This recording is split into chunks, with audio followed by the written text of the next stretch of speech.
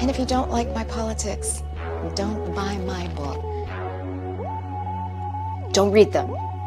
And if you don't like my politics, don't buy my book. Don't read them. Girls read comics. Girls have always read comics. Problem solved. White boys, comic book reader. Don't buy my book. Don't buy my book.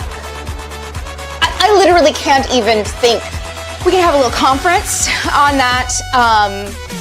Would you please get your politics out of my comic books? Don't read them. What comic books are you reading? What comic books are you reading? Would you please get your politics out of my comic books? Don't read them. What comic books are you reading? What comic books are you reading? Comic book reader. Comic book reader.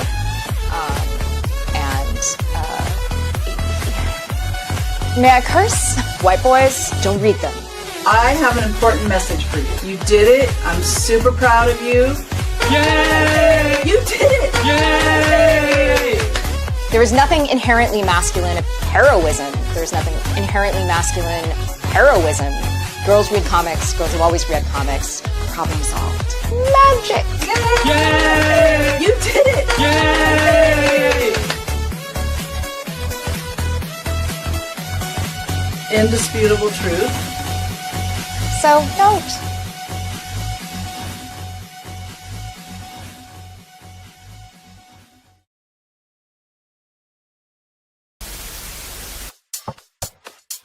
Hot, hot, hot like a tamale! Look at that big ass. Damn. Big, juicy booty. Look at that big ass. Twerking. Big booty. Look at that big ass. Damn. Big, juicy booty. Look at that big ass. Twerking. Hot, hot, hot like a tamale! Look at that big ass. Damn. Big, juicy booty. Look at that big ass. Twerking. Hot, hot, hot like a tamale! Big, beautiful ass. Big, beautiful ass. Big, beautiful ass. Big, beautiful ass. Look at that big ass. Damn. Big, juicy booty. Look at that big ass. Twerking. Hot, hot, hot like a tamale! Look at that big ass. Damn. Big, juicy booty. Look at that big ass. Twerking. Big booty. Look at that big ass. Damn. Big, juicy booty. Look at that big ass. Twerking. Hot, hot, hot like a tamale!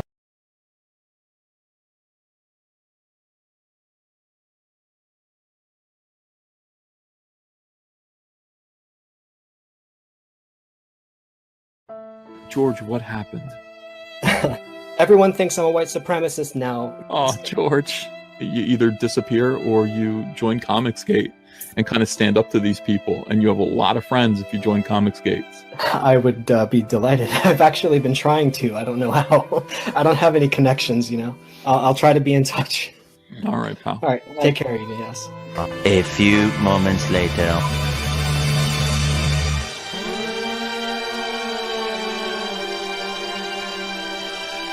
Sell my book on your screen, Ethan.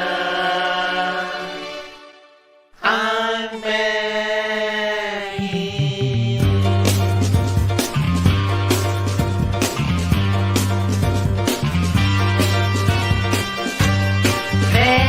Begging. Sell my book on your screen, baby.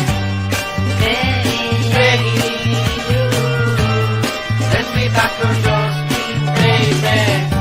You show my book a great big hook.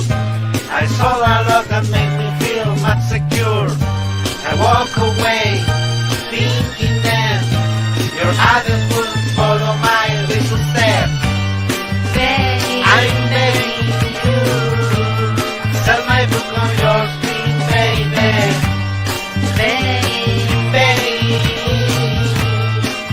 Back to your screen, baby. I need you to understand that nobody buys and turns me superstar. I hate your screen with all my heart, and I need the cash so I don't lose my heart. Well, you know, look. I just gotta say this. Go ahead. Alright, this is gonna sound mean. I really don't like you, but I miss you. Like, Mike, I got honestly. I'm willing to look at anything. Let me at least present my argument, Mike. Okay? That's good. There it is, right there. You might be seeing things in the clouds, Mike. You know what I mean? Possible. Sometimes it's just a cloud, Mike. Sometimes it's Sometimes just a cloud. it's just a cloud. I'm begging you, set my book on your feet, baby. Begging, set me back on your feet, baby. Begging, set my book on your feet, baby. Begging, set me back on your feet, baby.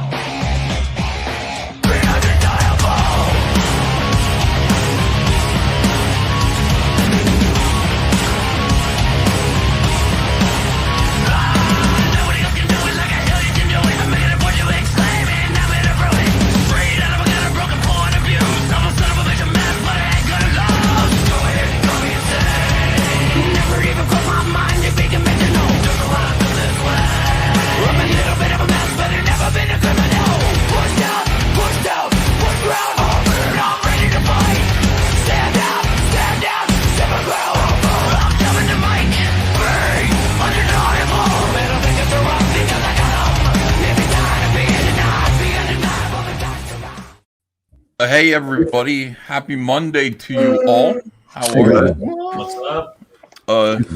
You know what? It's Kings. It's time for the Kings show. COMICSGATE Kings, that is us. Let me see. Well, we've got Billy Tucci here. Hello, Billy Tucci. Hello, Billy. How are you? What's up, everybody? Hail, everybody. Hello. We got a big show ahead of us because. No, I'm right here. Can you see me? Yep. Yeah. Oh, Billy, are you there? I'm here. What's up, buddy? Oh. Hi. We got a big show ahead of us today because we're doing something kind of interesting. We are going to be drawing something completely at random, selected by GROK. We're going to start using AI the way that AI is meant to be used. Skynet? Yes. Skynet, yeah, that's what everybody is saying. Everybody's kind of like, you're going to turn the power of your imagination over to GROK. Yes, we are. I'm going to, right at this minute, and this is going to astonish some of you, I'm going to go right over to GROK. I'm going to type, should I do this live? I guess I should. I should You want show to get on everybody. the good side of this, GROK stuff, because when it takes over, it might not eliminate you right away. Yeah. That's why when I ask, I'm always, hi, GROK. Thank you. Goodbye. Yeah, thank you. Thank you, Yeah. Remember me. GROK, the COMICSGATE Kings need a subject to draw tonight. It's nighttime for most of us, I think. Okay? Would you Cool in there, like a cool. choose at random any topic from pop culture, comic books, cartoons, movies, or video games? When I say Or- pop culture, that should sum it up. For a but, gang of professionals to draw from. Should I Yeah. add? Go. Doesn't take long. You didn't say thanks. Oh, crap. Random topic: Mortal Kombat 2. That is the Nice. wow. Oh my God. Nice. Holy shit. That is so cool. So here are some ideas: Scorpion versus Sub-Zero. All right, let me read it. All right, COMICSGATE Kings, time to fire up those pencils. After a quick spin through the pop culture ether, current vibes, upcoming releases, what's buzzing right now, I've randomly selected a subject for tonight's drawing session. Your random topic, Mortal Kombat 2, the upcoming 2026 movie adaptation. I don't know if we need that last part there. Picture this, the classic fighting game franchise is getting its sequel film in May of 2026, bringing up favorites like Scorpion, Sub-Zero, Sonya, Jax Raiden. We love all these characters that I've never heard of. And now adding Johnny Cage playing by Carl Urban. Remember him? He was Judge Dredd. Yep. It's got that over-the-top, gory tournament-style action with fatalities, brutal combat, and all the iconic characters clashing in epic ways. So here are some ideas. Go nuts with your own spin, hyper-detailed line art, dramatic shading, or full-color splash energy. Can't wait to see what you Kings crank out tonight. What do you think? Ready to get fatal? Or want me to re-roll for something else? No. I mean, this is fine. We're gonna go ahead and we're gonna do.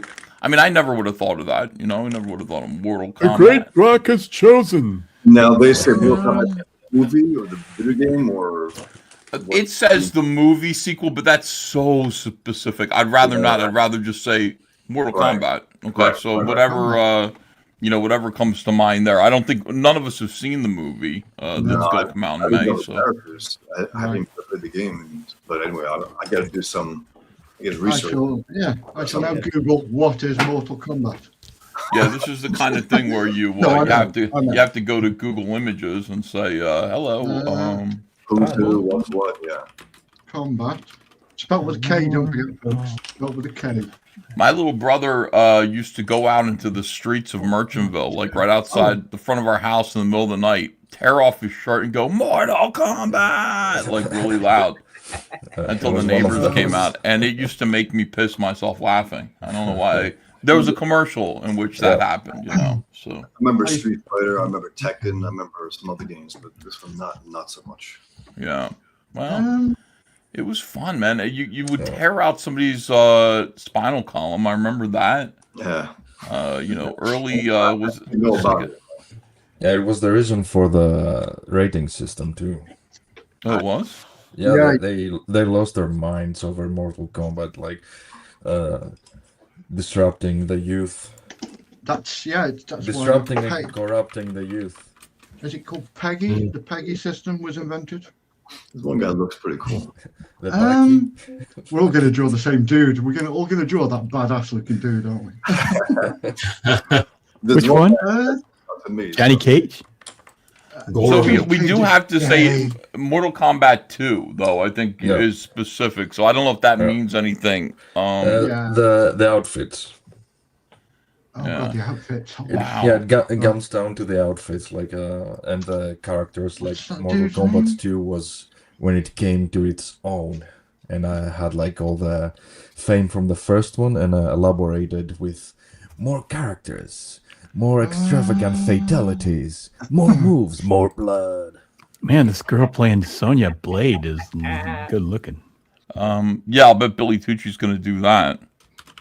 I was just going to hang out because I got pages to do, but this sounds like a lot of fun. How can I walk away from this? I can't. You got to do it, Billy. I got to do it, bro. I got to do it. Character list here. Okay, I got the character list. Okay. Johnny Cage, Shao Kahn, Kitana. Is this guy Raiden? You should play the song from the movie. Oh, maybe I'll do that too. Yeah. Hey, Jade, didn't Anna dress up as Jade or something? I think she did, didn't she? This guy looks pretty cool. Baraka is awesome. All right. I would do Baraka Obama. That green. Yeah, Baraka was my favorite character. All right, here we go. Right. Scorpion it is. I used to play everyone except Cage and the Indian. And, yeah, pretty much. Right. Is Scorpion part of the Combat 2 though? I don't see it. It's Mortal Kombat. Yeah, he's got to be. Yeah. Yeah, they're all in all of them. Holy shit. Yeah. Scorpion. This guy's so fucking cool, man. Mortal Kombat 2 has all the deep blues and the reds also. There's one guy that jumped out at me that looks pretty cool. Yeah, I mean, I think I'll bet you a lot of people are going to feel that way. I'm not surprised that, we have less people in here today. This challenge, of course, is a lot more challenging. It doesn't surprise me that cowards like Shane Davis and, no. and John Malin are not with us. Doesn't surprise me at all. Some fighting words. Yeah. Meanwhile, all the brave guys. I've already won. Sorry, guys. 28 dongs later. There you go. I win. Dongs. Yeah. What Peter? Peter? What? What did you think of it? The 28 days, the late. 28 dongs later. Yeah. It's what I thought. It's what I thought it was going to be. I thought, well, there was supposed to be 2 movies, and then the second one suddenly becomes 2 more, so it's 3 movies. And I thought they're going to split the fucking script and add a few bits of padding in, and I was right, because it was okay, but it just felt like they chopped a bunch out and stretched it out to make it a movie, you know? Okay. Wankers, right? Yeah, they're wankers. Wanker. Yeah. Well, it was a wankette because it was a woman who directed it. Oh, of course, you know. Yeah, I mean, to be honest, she didn't have a massive amount to do with it. I know it said she directed it, but I think they just sat there. The Marvel? What? By any chance? DaCosta? Is it the one who directed the Marvels? Yeah. Okay. You don't think she had much to do with it, Peter? What makes you say that? Not with the story and stuff, anyway. I mean, she's just, I'm saying she's just directing, but you know. Oh, yeah. I don't know. Who's seen it? Who actually here has seen 28 years later too? Yeah. Is it just me and Peter? No, I haven't seen it. How come everybody my entire chat bothered me to go see it? I was being harassed and harangued to go see that movie in the worst imaginable ways. Internet guy says great topic. Ethan EVS Reptile best soundtrack Reptile Ninja.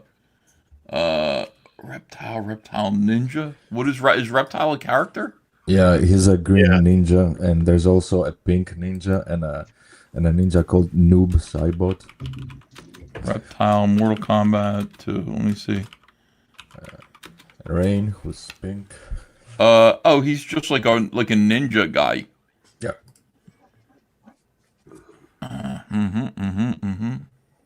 Yeah, it's like they had one guy dress up and then switch the palettes. More characters. What do you know? Yeah, pretty much. Okay.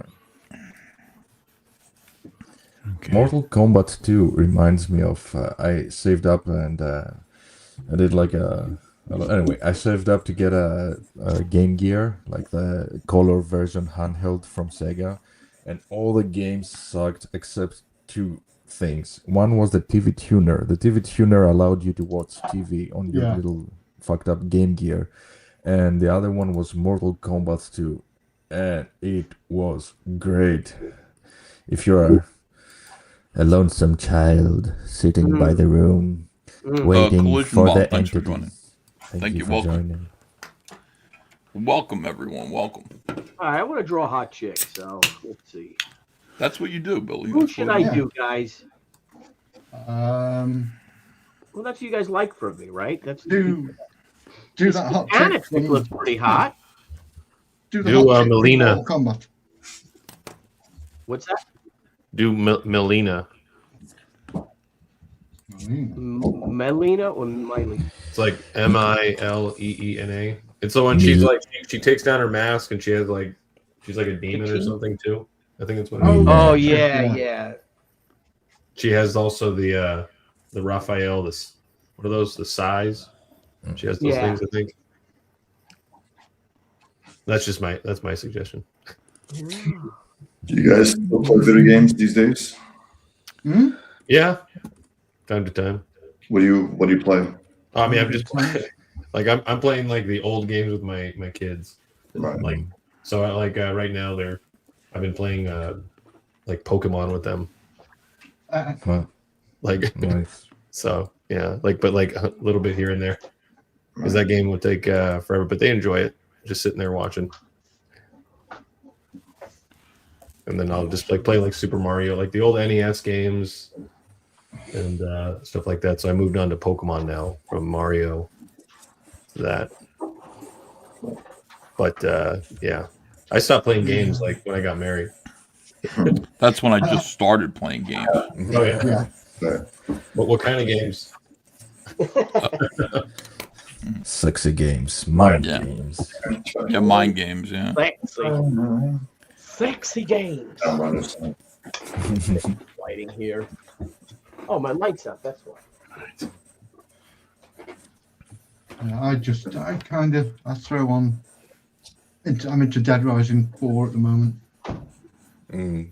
So I played it before, but it's just good, mindless smashing zombies up. Yeah, when I was doing Dead Rising, they would have these infinity challenges where you had to, stay alive for literally like 24 hours or something like that. Oh God, yeah. And in order to get like really cool weapons or whatever it is, some bonus.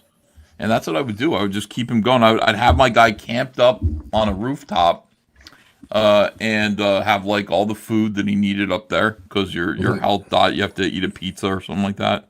Oh, the food would spoil too. Some of it. No. That's such a good game, man. Yeah. Yeah, that game had a great thing where you had like as a weapon you use a shower. What is the word for the thing that spits out the water? God damn it! Oh, the super soaker thing. Yeah. No, the shower part. From, the shower head. Yeah. The shower, obviously You shower jam it into head. the top of the head. Yeah. Yeah, and you jump them on the top of the heads and like blood splatters out of the shower head. Full of like comedy, Yeah. Not the most effective way to kill a zombie in that game. So you do it once or twice and then you go, I'm not doing that anymore. Yeah, I mean, it's something to do, Ethan. Yeah. You have to try everything. But eventually you just get the best weapons. Yeah. Which are the mini chainsaws, and you get 2 of them, and you make them unbreakable, and you're just plowing through zombies. You go down in the tunnels. Man, that game is cool. It is, yeah. And I would just do that. I'd have him surviving. I'd run out and run a mission to get some more food while I was drawing. I'd be working all night. And my guy, and I still have my Dead Rising on over there. I have my Xbox 360 set up.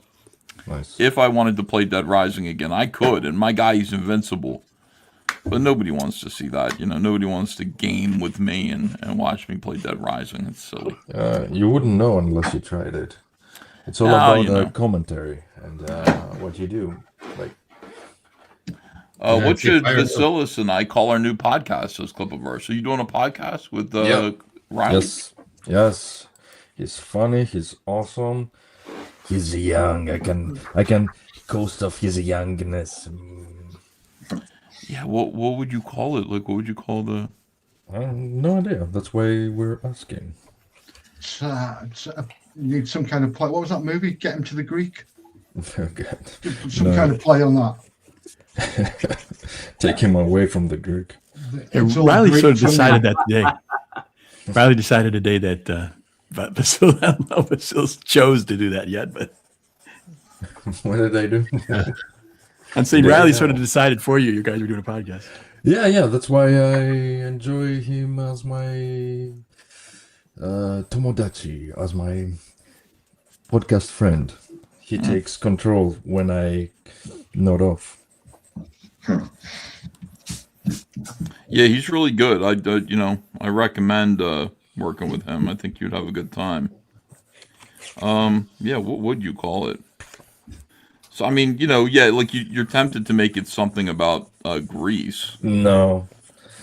Yeah. Chile, you can call it the Malacca Hour. Malacca Hour. Well, it's not that far. I'm kidding you. And you just what's you just Malacca? What does that mean?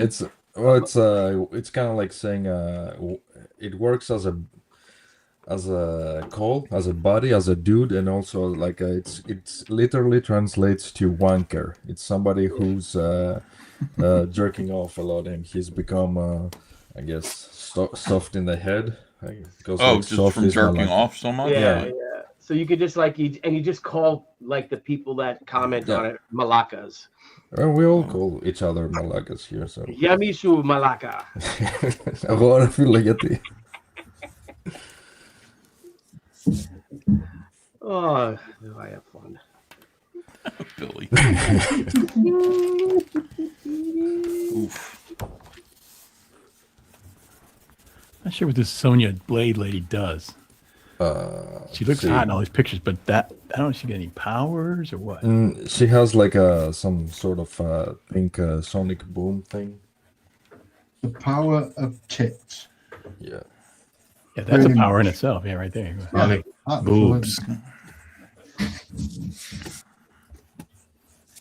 The power of the Guna. Mortal Kombat. I don't play enough video games. I really need to. Ethan, if we do the auction after, can you play that song? If we hit the 250? Most definitely. Let me get the Mortal Kombat soundtrack, pull it up, and be ready to go. I played it the other day. It's Techno Syndrome, I think. It's called people who made it. Oh, yeah? Techno Syndrome. Mortal Kombat. Who are we missing? I mean, Andy Smith said he couldn't come tonight. Joe Sondag. Oh, Joe can't make it. No Lopez. No Lopez. Where's Anthony? I'm right here. Oh, Anthony's here. Okay, he's just being very quiet. In the middle. I'm not even looking. I don't have the screen pulled up.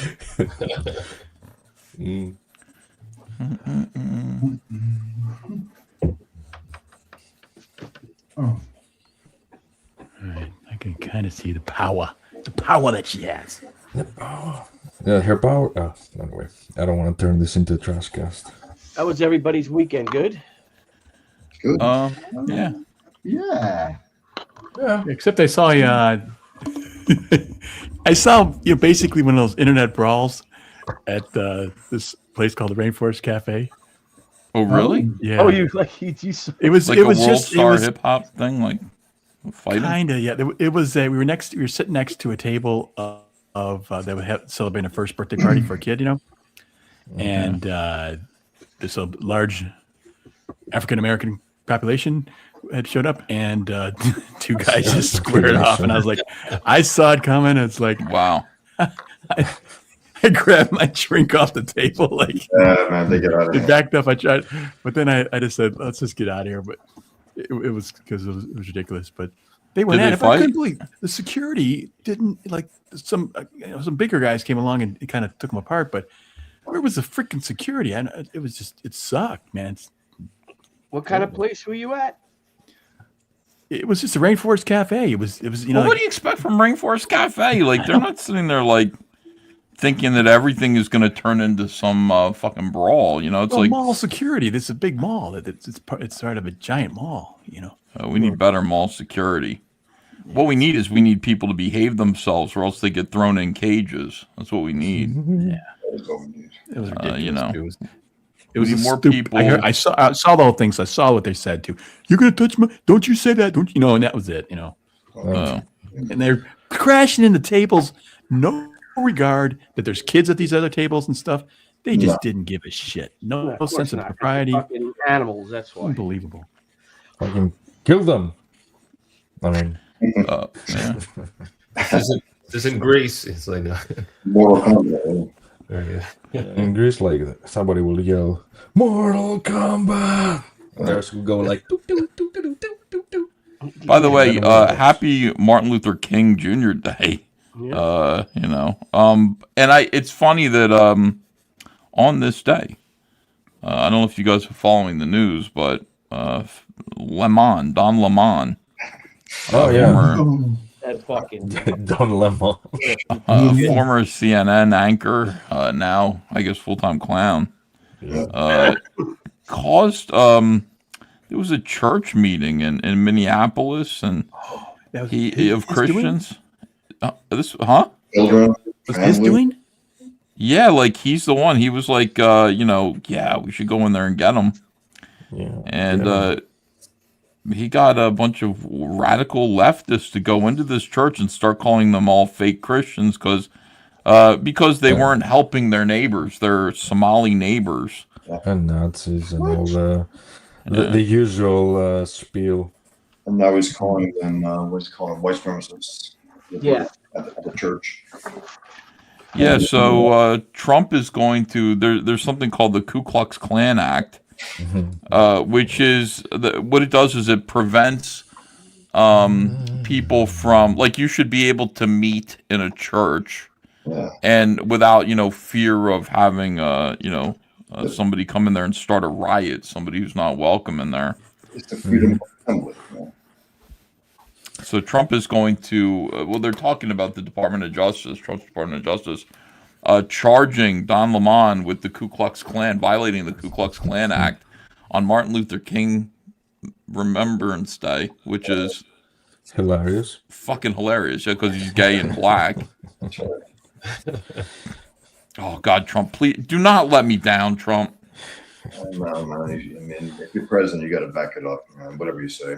Yeah, just do it. Like, do not fuck around. Like, it is so funny. You have to do it. You cannot disappoint everybody by laying that out there and not following through. Yeah. So, well, that's where I stand right now.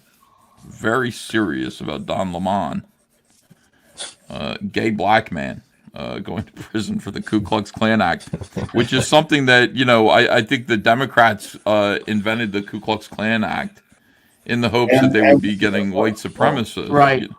Right. Very poetic. And the plan. So both. It'll be hilarious and well deserved. Guys, and you can't crash church like that. You just can't do it. No. Look, I mean, it's a ridiculous idea that you'd be in there like worshiping, and then some heathen scumbags would break in and start hitting you with their political bullshit. It's a ridiculous idea. Like, I can't even conceive of that. But that's America. That's where we are right now. That's why we have to start, handing down consequences, legal consequences. Yeah, they're also testing Trump to see what he'll do. They're definitely doing that. And you have to back it up. It's all orchestrated. It's all planned. Yeah, they know exactly what they're freaking doing. Yeah, they got nothing. That's why they do this. They have no arguments. They have no platform. No platform at all. We got to invent enemies because there isn't any. Yeah, you guys are lucky. It's like you have no so-called natural predators, I guess. And it's like they have to invent all these fucking crazy shit. Like, I used to get really upset when I would see people calling you're a Nazi, you're a Nazi, you're a Nazi. It's like, oh, you want to see actual Nazis and neo-Nazis? Let me guide you through the streets of Omonia and see what's up. And as while they're acting like Nazis too. Yeah. Like that, breaking up church services and things like that. Fuck these people. I got to tell you. Yeah, you see those videos of that guy walking around filming people saying, "Are you with ICE? F ICE!" And they push some guy and harass him. Out of the blue, he didn't do anything. He just picked one guy. They picked him because he was white and a bigger white male or something. Yeah, they want random individuals. I might be with ICE now, buddy. You're making it sound cool. Yeah, as if ICE is this evil terrorist group, I don't know. I always go back to the numbers where I saw somewhere the numbers for deportations on Bush, Obama, Clinton, and Trump, and it's not that much compared to the other ones, but it's a bigger circus. So because you have all the other slogans and propaganda going along with it, and it sounds more terrifying and more extreme. But you remember, guys, back in the day we used to watch American movies, and the punchline was what was before ICE, the guys that picked up illegal immigrants in movies. Well, they'd be like border patrol or something, right? No. Like It was FBI a punchline in the movies, like, "Oh, the such and such is coming," like IRS, not IRS. The Migre. La Migre. La Migre. La Migre. I mean, working in restaurants, the owner used to yell that the immigration police were coming, and the guys ran out through the back with the restaurant workers. Well, who's the organization that you're talking about? Like, I'm trying to remember and look it up. Before ICE. It was something. You're right, Bacilos. It was something. Yeah, it was something. The memory, the core memory of the pop culture videotape beckons me. La Migre. I remember them crying about that. It's like the ones that grabbed that kid when Clinton deported that little Cuban kid. Oh yeah. Remember that with the machine gun pointing right at the little kid? He's terrified. Sent his ass back to a communist country. Yeah. They were all for that one, weren't they? Though. And now use him as some kind of propaganda tool. Elian Gonzalez. Yes. He was great because his name was literally like Alien. You know what I mean? Alien. It was just too poetic. Elian Gonzalez. Get him out of here.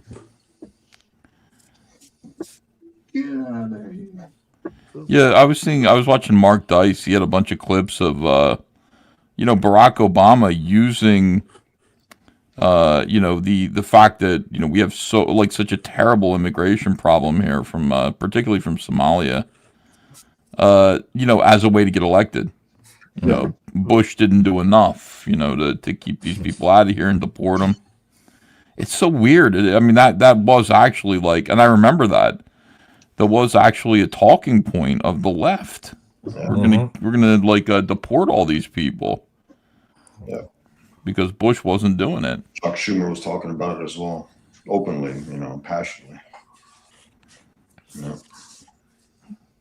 Everybody has very short memories. Barack was against gay marriage.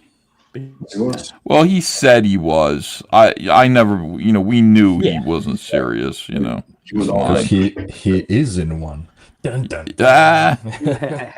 Yeah. I mean, at the time, it was just testing the popularity of the idea of gay marriage was you couldn't say that you were for it and get elected.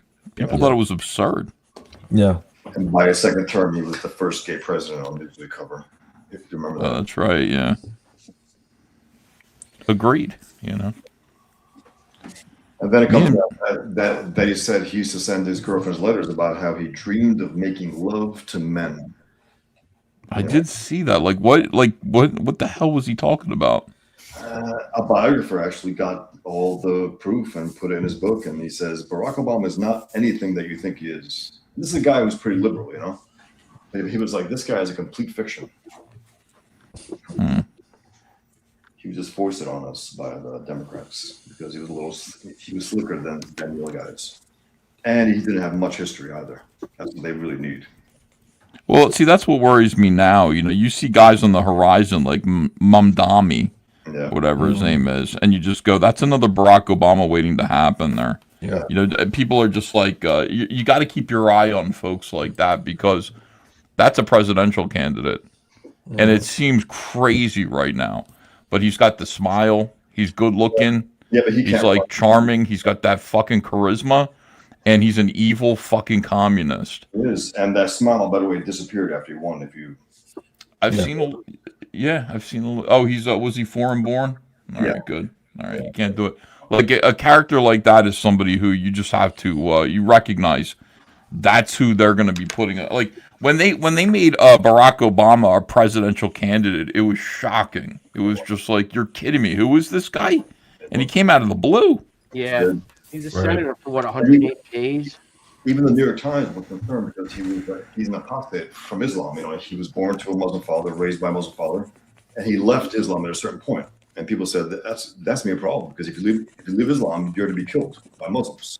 And there was a political problem for the New York Times. Even they recognized, but what happened? Nothing. No one even mentioned it. Nothing. Just got away with it. And he was also friends with the Bill Ayers, the terrorist from the Weather Underground who killed Oh, yeah. They murdered Americans, and he was buddies with them. Had his political coming out party in his home. Yeah. It's just, I mean, to me, I assumed he would lose because people knew that. I don't think most people did know that, unfortunately. No, of course not. And the press isn't going to cover that. No, cover that. They covered it up. It's just like they're going to do the same thing with Newsom. That dude's dangerous as fuck. Oh, They're yeah. not gonna, Yeah, you think that's the next guy there? Gavin Newsom is who they're. I think that's definitely going to be their guy. They don't have anybody else. They don't have anybody. No, they don't have any. We have a bunch of different people, I think, but I don't think they do. And we could run Governor of Florida. Yep. If JD Vance can't make it, you know. Marco Rubio, governor. Marco Rubio has really become a substantive politician. I love the smile has been wiped from his face, and now he's just like icy cold, like serious about his job. Yeah. It is awesome. It's awesome to see. Right, he's a great representative for Trump. He really is, and a little surprised actually about Yeah, it. me too. But I'm glad. Considering their history, it's just hey man, that was just politics. Let's get together and do what we need to do now. Right. Interesting times. But we got to see how we're doing. I mean, you know, midterms here are going to be interesting. I think we're gonna lose the House. That's what everybody's saying. No, I don't think so. Well, that's what the left's saying every day, but we'll see. We will see. Because they got nothing. Again, they got wiped out last time, and it's like things don't change that sharply. We'll see. It's going to be the economy. Yeah. That's what it's going to be. He'll galvanize the right and the independent. He's going to have a convention. Musk is back on board now. Also, he's going to be supporting the GOP at large.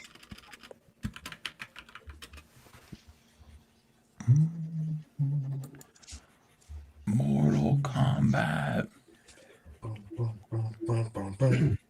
Trying to find good reference. It isn't easy. No. No, it isn't.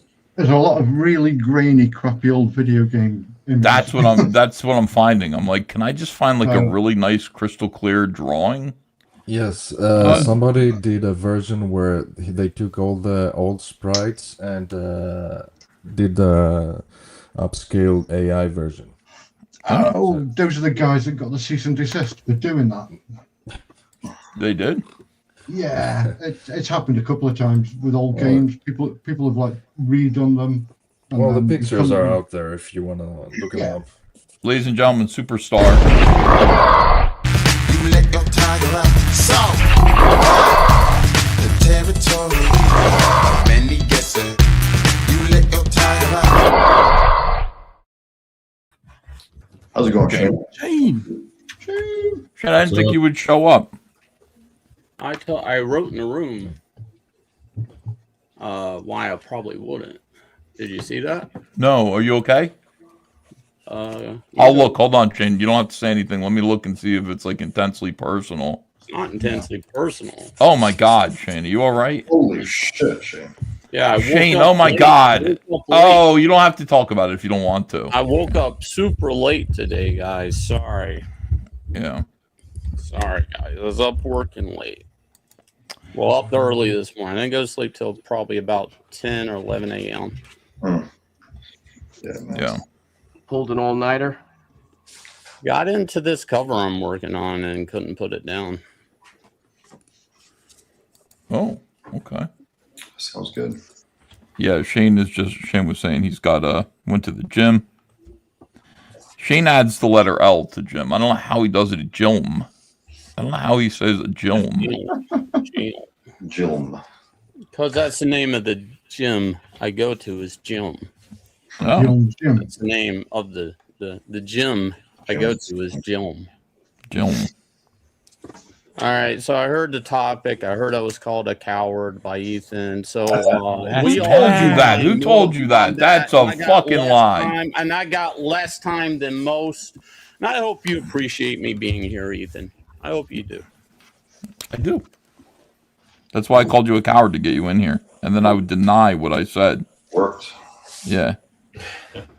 You'd be like, I heard you call me a coward. And I'd be like, I did not. And you'd be too busy drawing to like rewind the tape. and see. But it wasn't just you. I also called out John Malin. And the reason why is because the topic today is Mortal Kombat 2. And I know how difficult that is. Yeah. I think. Super difficult. Yeah. All right, so I'm starting late. We'll see what I come up with. I think whatever you do is going to be satisfactory, Shane. I want to give you guys a head start to make it fair. Nice. Okay. I like that idea. Shane, I want you to draw with one hand behind your back. I drew with one hand. He's too much of a coward. Glorious Rex too with one hand. Remember? That's true. That's true. I forgot. Bicep. Yeah. Yeah. So that's not fair. You're already skilled. Shane is too much of a coward to draw with one hand behind his back. Come in here and draw. And give us this incredible advantage. Like, he would not. man. He's too much of a puss. Too much of a puss to draw Mortal Kombat. Wow. Yeah. I'm just going to draw Godzilla. Fuck you guys. Are you serious? Don't do that, Probably. Shane. Probably. Oh, man. I want to see you draw Mortal Kombat, honestly. Yeah, no, it's all It seems like Godzilla. your type of thing. You know, if you think about it, you should have some advantage over the rest of us because, like, you're used to drawing fighting stories. A lot like Inglorious Rex, Anatomic. Shameless plug. Yeah, those are two terrific comics that everyone should back. They can't back. They're over. Anatomic should be coming in to print. It's printing. We're getting in mid-February. If we can get the cars from Ethan, we can go ahead and fulfill that campaign. We sold some cars. Yeah, our friend. Okay, yeah, I know. Brighton has the cars palleted and ready to go. We have to choose a shipping service, which I didn't realize February is just around the corner. I was like, holy it is shit. just around the corner. Yeah, so we're getting that in. Inglorious Rex 3, I am going to run a second chance mid-February. It's going to have the King Kong versus 232 cover. Yeah. I'm working on. So people saw a little bit of that last night, drawing snakes. So it's fun. Yeah, it was interesting to watch you draw snakes. Well, it was like the first time I ever drew a snake. I didn't realize that. That's like one of those things you just think you drew in like a high school notebook. You never did. Yeah. With like a skull with a knife in it. Never did. But it was a happy accident. So I drew one snake kind of coming out of a skull, like getting ready to bite Anatomic's hand as she's tied up. Yeah. And I was like, well, wouldn't it be funny if these snakes are all like going towards her coop, Billy? Like they're gonna, it's like, a little phallic symbolism, Billy. Yes, sir.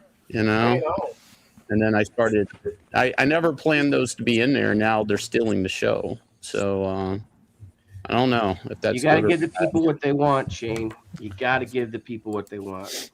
Yeah. Do the people want snakes? They want snakes. They want the snakes to steal the show on a cover with King Kong and. Well, I'm saying, it's not really the snakes. It's more her. Like she's stealing the show, which is, I don't know. You know what, man? I'm not a big fan of like that jungle adventure. I like Indiana Jones, but Tomb Raider, like that organic, running around on an island. Shit. But drawing this, I'm like, this shit's fun to draw. Yeah. Like I don't know. Like I'm like maybe because I haven't been drawing a lot of organic stuff with Inglorious Rex besides the Rexes. It's like this is fun shit.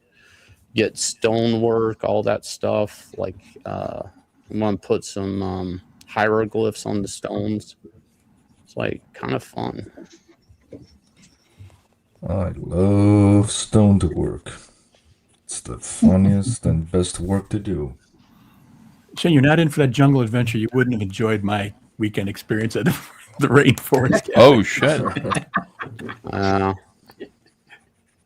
Shane, he was saying, man, he got like some world star hip hop shit when he went out to like Rainforest Cafe to, have a nice dinner. He didn't realize. I didn't realize I get the full jungle experience. Yeah, just fighting.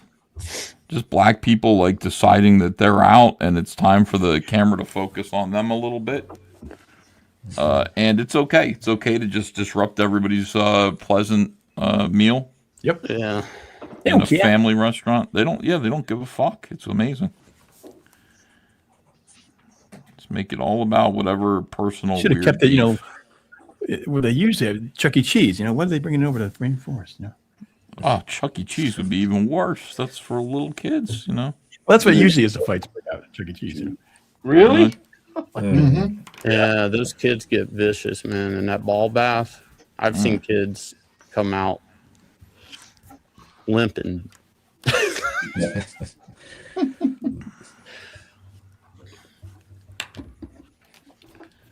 Did you see that video of that where they had to arrest a guy dressed up as Chucky?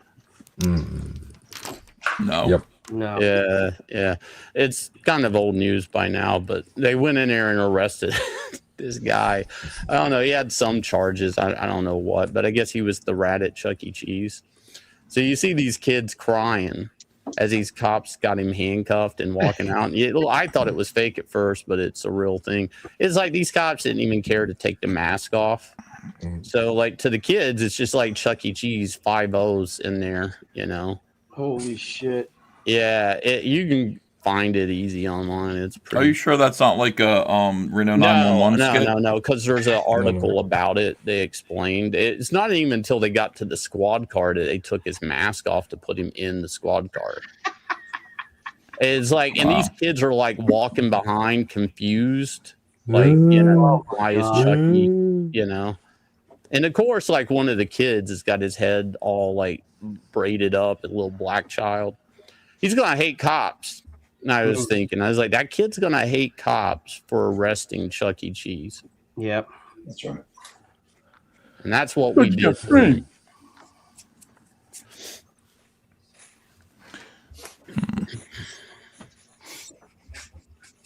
a vicious cycle, man. It's a vicious cycle, bro. It's exactly what I was just thinking.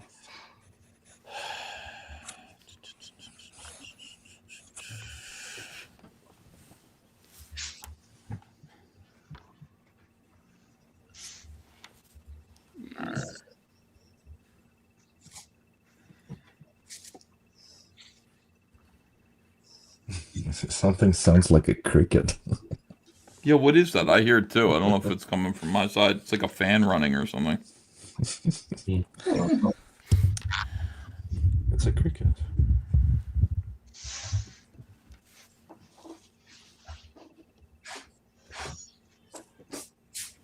I have the heat on in my studio. You might have to mute me. No, it's okay, Shane. I'm not going to draw a cold. I'm not going to draw a cold. Is it that cold where you are? I don't know. Maybe. You're in the Carolinas. What are you talking about? It's pretty cold. It's pretty cold. I don't know. Really? I think I fucked up and turned the AC on and went to bed instead of the heat. And Yancey's pissed at me. Oh, wow. So I'm down here waiting for the house to heat up. She's probably even more pissed at me. Oh, my God, dude. Yeah. Well, what's pretty cold to you? I don't know. The way Ethan treats me is pretty cold. Yeah. I treat Shane at a nice 72 degrees Fahrenheit. So I don't know what he's talking about. I treat Shane perfectly well. I see. What are we talking about? You want to talk about cold? What about how Shane treats Mandy Summers? Oh, yeah. Last night. I do a draw stream and I'm an asshole. I like that. Mandy Summers had an interesting stream last night because she goes and she takes her kid and they watch what's that auction site? Whatnot, yeah. And she was bidding on some Batman stuff from Clayman when all of a sudden something popped up on her screen that said you're no longer allowed to watch this. And somebody had sent Clayman some cancel culture shit about Mandy Summers. Like, just so you know. Yeah. A professional. Scared of girls. What a fag. I would love to know who that is. I would think that, it would be, what's his name there? Scott Kurtz would still be doing stuff like that. But I really can't think of who else would be like actively involved in this late day and age in trying to shut out comic skaters from. Scott Snyder. You think Scott Snyder would do that? I made a comment on Twitter that Absolute Catwoman, when they first showed her and everybody was bitching about her, I just she's probably trans. He just messaged me and called me a loser. Oh, yeah? So he watches us a lot. What a fag. There's got to be like a room that they're in where they go, did you see what Shane Davis said? Right. I mean, I can't, but it's hard for me to believe that. It's like, so much time has gone by. Dude, I didn't believe it till I got his message. And that was only a few months ago. So, I'm with you. That they're still butthurt over COMICSGATE. But at the same time, I mean, it's like, I don't know. That's why I don't really draw DC characters. I don't try to draw a lot of this stuff or even buy new DC books. Like, I haven't bought anything that's new in like years. I don't know. I'm hard pressed to give these people money. Like Terry sees Spider-Man or Batman in the store, I steer away from it. I worked for them like a long time. I realized I was working at the WB store all the way back in 1999. So I've been collecting Warner Brothers checks forever, and I'm almost like flat out boycotting this shit. I wouldn't have watched Superman if I didn't want to hate it. If you didn't want to hate it? Yeah, those trailers were horrible. Oh, you thought you were going to hate it and be able to come back and be like... I mean, I hate watch that. Is only if I knew I was wanting to... I don't know, man. I'm at that point. I know that sounds jaded, but I mean, there's got to be a generation of people that don't want their kids to have this shit. Like, it's, it's a thing. You can't... I mean, I think about it and I just kind of go, you know what? I'm not going to let these guys... Like, Superman doesn't belong to them. I mean, literally, Superman does not belong to this generation of comic book creators or even the editors or even the people who are currently running DC Comics, not in a grander sense. Yeah. Superman belongs to me. I'm 4-year-old me who saw the Christopher Reeve movie, and it changed my life. And there's no way I'm letting, these pussies ruin that, ever. Well, I agree. That's why I said I don't buy new shit. Like, if it's something old that I want and it's retro, I'll buy it. But, like, I can't support them with new shit. I mean, after that... No, there's something to that, like not supporting, not giving them any money. I mean, like, I was talking about it early on, and it seemed like nobody cared. But it's like, San Diego Comic-Con this year, they announced, like, Batman was going to fight white supremacists, right? And they're all, like, working class guys with looking at their clothing with, like, hoods on, right? And everybody's just like, whatever, that's nothing. Before you know it, there's cops in it. There's the KKK. The cops are the KKK. Batman's, like, breaking necks. And it's like, then everybody wakes up. It's like, no, they told you they hate you. They told you that was their big San Diego announcement. I mean, think about that. Like, they're fucking against this. And then that whole Red Hood thing, that went through an approval process. They were going to have cops killing themselves all in the book. That was the whole thing. They had panels of cops with guns put up under their jaw to Minecraft themselves. And everybody's like, and I've seen other YouTubers, I'm talking like just normie YouTubers that are like, I want to buy Absolute Batman, but fuck this company, just because of stuff like that. It's like, I mean, even if I'm giving them money on a new book and it's not Absolute Batman, how DC works. It's whatever money they can make at the end of the year, and I mean, I'll buy reprints, but like of old shit. I mean, I'll still do that. I understand they can't pollute the old stuff, but I feel like I'm supporting a company, DC Comics, that is pro cop killing. So, I mean, if you go look at that Absolute Batman page. Oh, Shane, you're against cop killing? Oh, what a bootlicker. Oh, Shane Davis bootlicker. He's against killing cops. Oh, lick them boots, Shane. Yeah, well, I have friends that are cops. So, like, I still appreciate the cops are human beings at the end of the day. Oh, you do? Yeah. Shane, what about when they drag you out of your car and they pull you over and you did nothing wrong and you're like, I didn't do nothing. I didn't do nothing. Yeah. And they kneel on your head. Man? What about I that? had a cop pull me on my car one time and put a knee on my neck, and he was a good guy. He was? I told him I couldn't breathe, all of that. I did the whole 9 yards, man. Oh.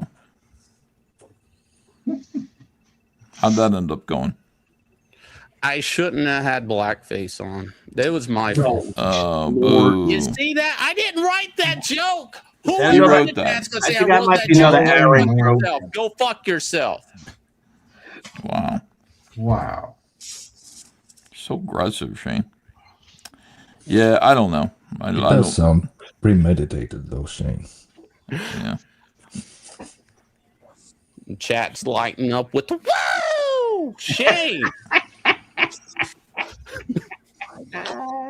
I like every time I put a zinger out there, Billy. I look to the chat; they support. They support me. They love it. They do. Let me see. Internet guy, E, do you have any Tiffany in the queue? Oh, you're very funny. Yeah, can you believe it? Like, I was playing Tiffany. I think we're alone now. Got the video blocked worldwide. Was the bus you drew done on stream? I've been trying to get Graybeards to do vehicles, but I think they're scaredy cats or something. So Charlotte friend of me. Yes, we are. Yeah, I didn't do it on a stream. The whole thing was we were talking about vehicles and SketchUp and stuff, and I don't use SketchUp. I'm not saying I'm some big hero.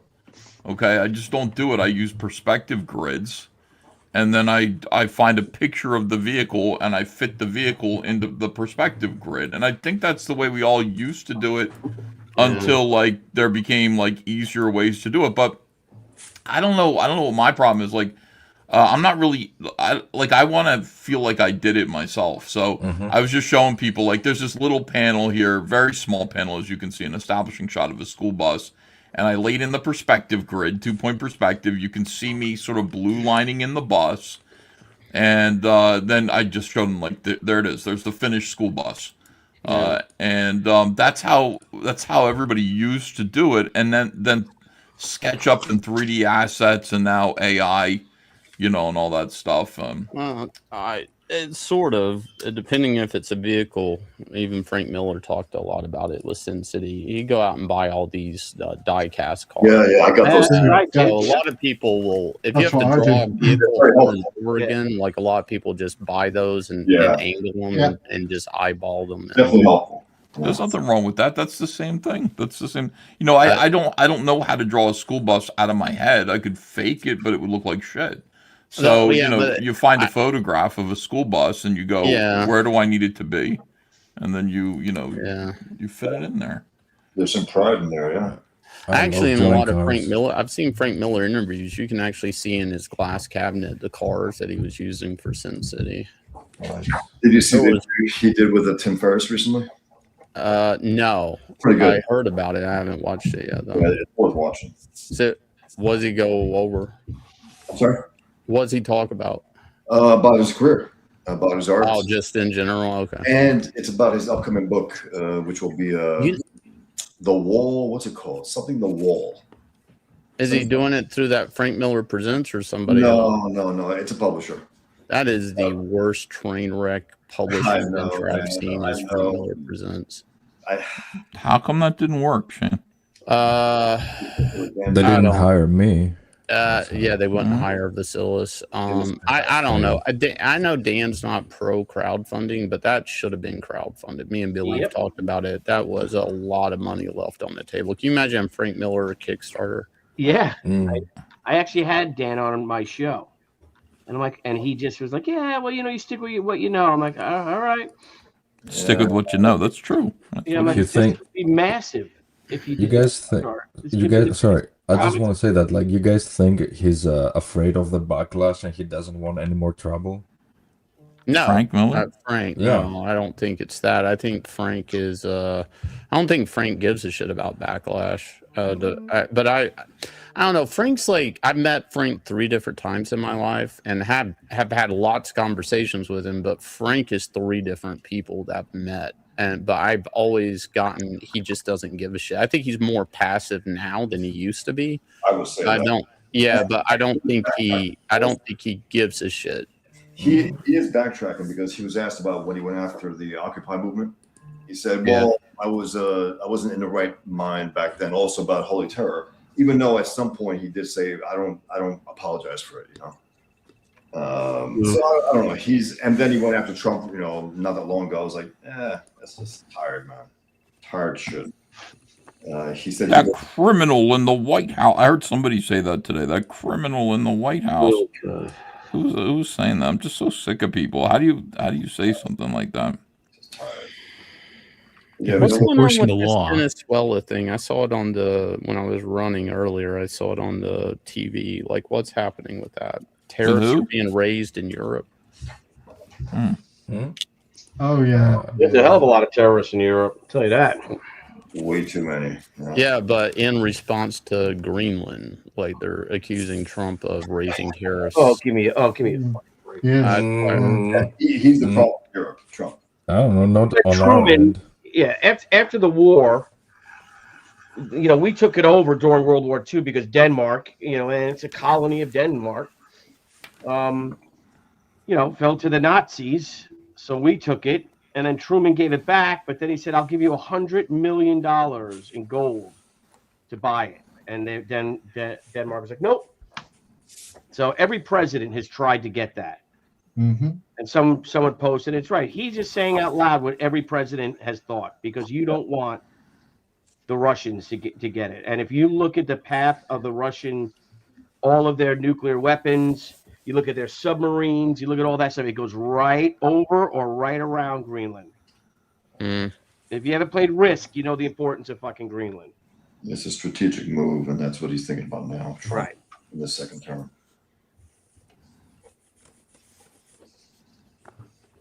It's pretty cool. Yeah. MLK Day was a gay, racial, Marxist, and predator. Wait, MLK Jr., I'm sorry, was a gay, racial, Marxist, and predator whose protests were, in fact, violent. Thank you for your attention to this matter. Wow. G-Dash says, not going to promote Mike, give, send, go, lol. Okay, so let's talk about that. Woke up this morning to Mike S. Miller news that he had had a stroke.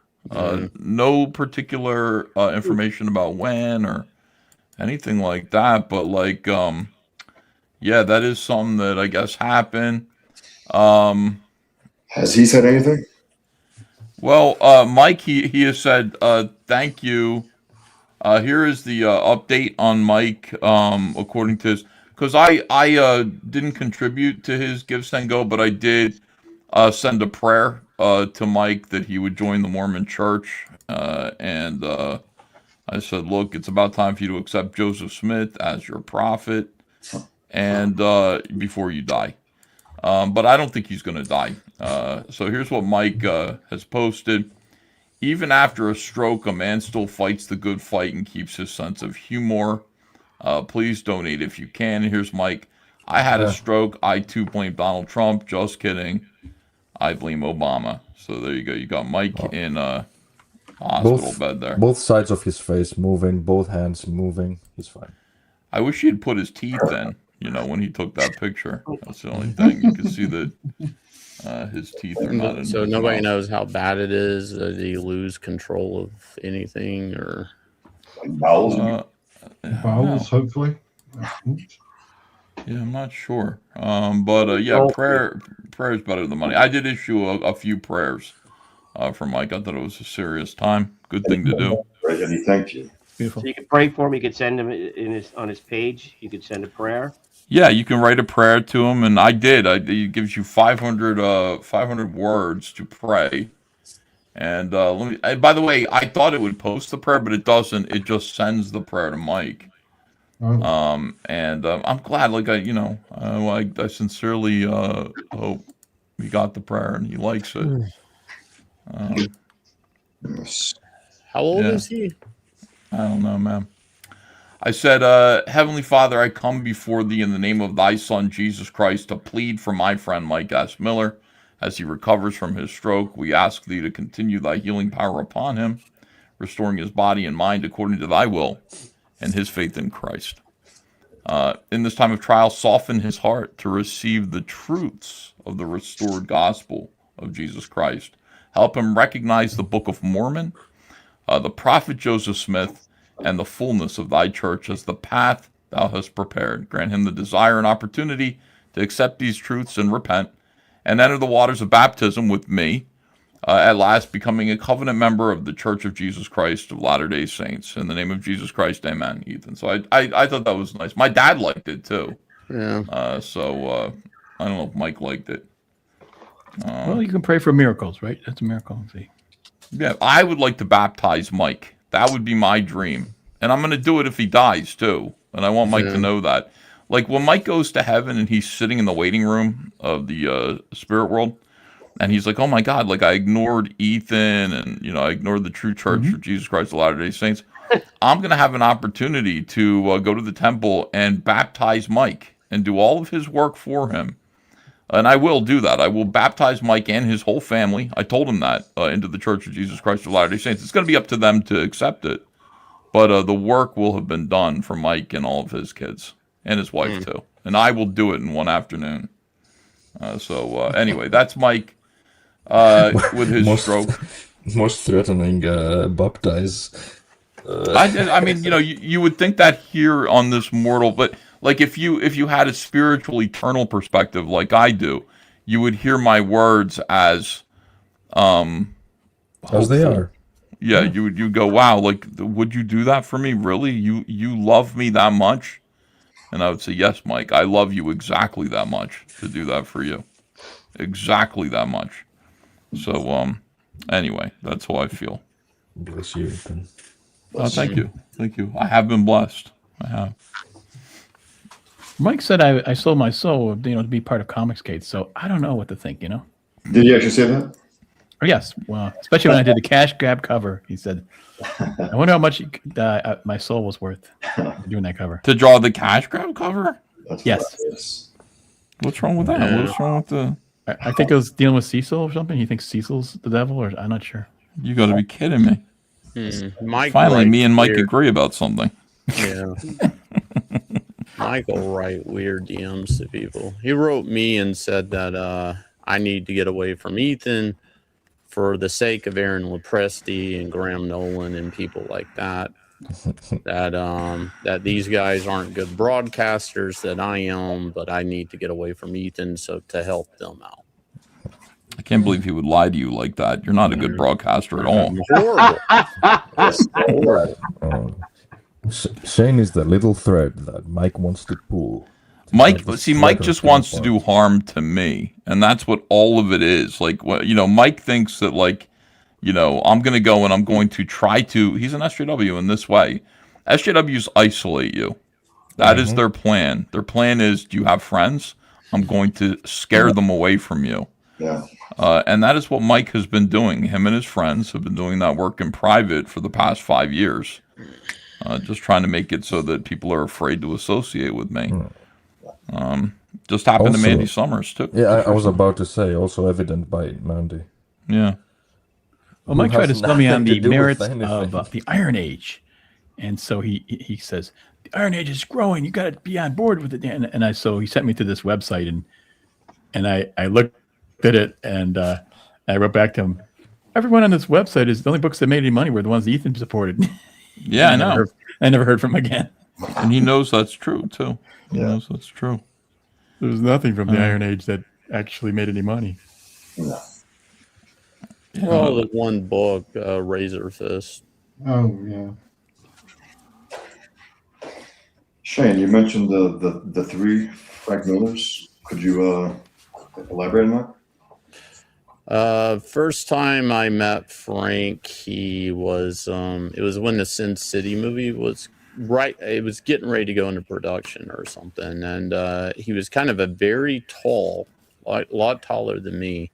Maybe I grew, I don't know. I know I had to be like in my early 20s. Tall, yeah. Now Yeah. Very tall guy, very big beer belly vest, combat boots with pink laces, head shaped. Nice. Yeah, kind of dominant. So he kind of had this weird, I don't know, like pink shoelace neo-Nazi type look to him. Very edgy, right? Dominated the room. Later on, I would meet him. Very skinny and hunched over. And this was maybe a year or two. And this was like maybe at an editor's house party, group editor at DC Comics. A bunch of people showed up from DC Comics and stuff, but Frank was there. And then the third version of him, it was like New York Comic Con, probably the last one I went to, because it was before I was doing work with Dan on Metal Men. And I knew the assignment was there. And there was some bar. It was the craziest thing. There was some sort of venue DC Comics rented out for the party. But in the basement is like an old school bank vault. And the door's open. And then on the inside, they have like a nice leather rich couch and lamps and stuff. And it's a very weird thing just to walk by and see. And you can go in. But right there in the middle, nobody's in there in this bank vault that's open but Frank Miller. And nobody's talking to him. Oh, nice. So I go up to him and he plays like he doesn't know who I am, but you know, of course he does.